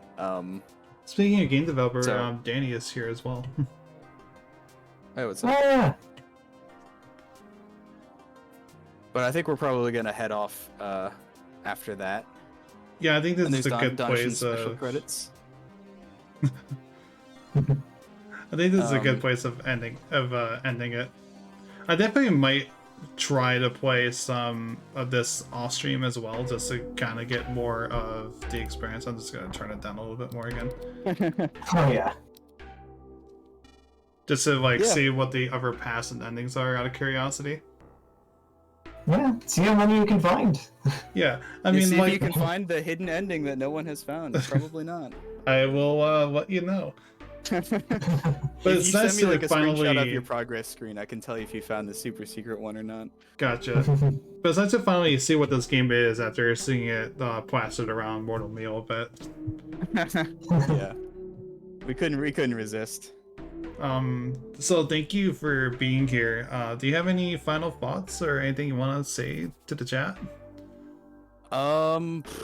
Thanks for watching. Thanks for playing. You're welcome. Yeah, I mean, and we really appreciate it when people play our stuff and just tell us, what they thought, if they liked it, if they didn't. It's just it really means a lot. Oh yeah, Danny's telling us to pitch. Buy our game. Mortal Meal is on sale now. That too. But I mean, there's just something special when someone across the country, across the world plays one of our games. Particularly if you really engage with it and you really give it time and you meet it on its own kind of playing field. Yeah, and we hope you have fun with it. It's fun for us to watch people play it. Yeah, we really do enjoy it. We really do enjoy that. Yeah, thank you so much. Yeah, thanks for having us. You're very much welcome. And yeah, I hope you enjoy Sorry We're Open. Oh yeah, absolutely. I'm going to have to get touch base with Oates to figure out a date for that. Yeah, that's also for sure. Very, very fun. I don't have anything else. Just thank you. Very cool. Yeah, as Matt said, congrats on the release. I really am happy that more games from the Double Disc are being put out. Yeah, it's cool. Yeah, we will be on the lookout for more of those to come. I know that some of them are relatively close to finishing development, and I'm hoping that, their launches go smoothly as well. Yeah. Yeah, absolutely. And yeah, I'll let you continue on to your meeting. I think I'm going to end the stream here in general as well. Cool. Cool. Yeah, it was really nice talking to you. Likewise. If you ever release another game, just let me know, and I definitely will. Oh, we will. We will. I expect one in 3 months. Yes. Yeah. Set your calendar now, and you'll be disappointed. But know that you won't be nearly as disappointed as us. We'll keep in mind. Now the question is there's someone playing a demo of this. Is there anyone actually playing Mortal Meal right now? Like a 1 in 19 shot. Okay. Whatever. This is always bothering me because there's this one person who keeps showing up whenever I type in Mortal Meal. To the first channel there, they're not playing Mortal Meal. They have neither Mortal or Meal in their name. Yeah, Twitch search is not great. I have noticed that as well, because I mean we're constantly searching for our own stuff, and yeah, it's something maybe in their like description or something. Yeah, is triggering perhaps. it, but it's fine. At least there's like the game tag. You would think it would at least try to match it. Yeah.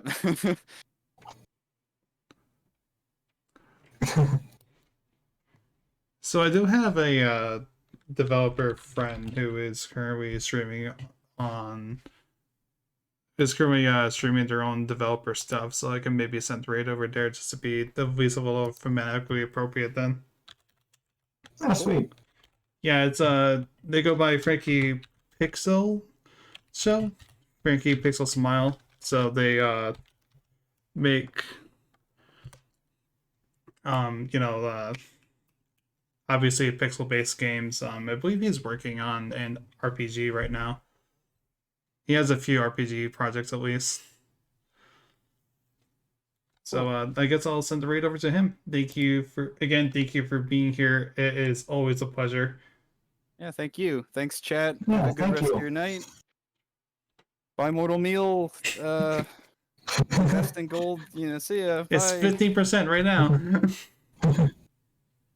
Something like that. Yeah. Bye, everybody. Goodbye.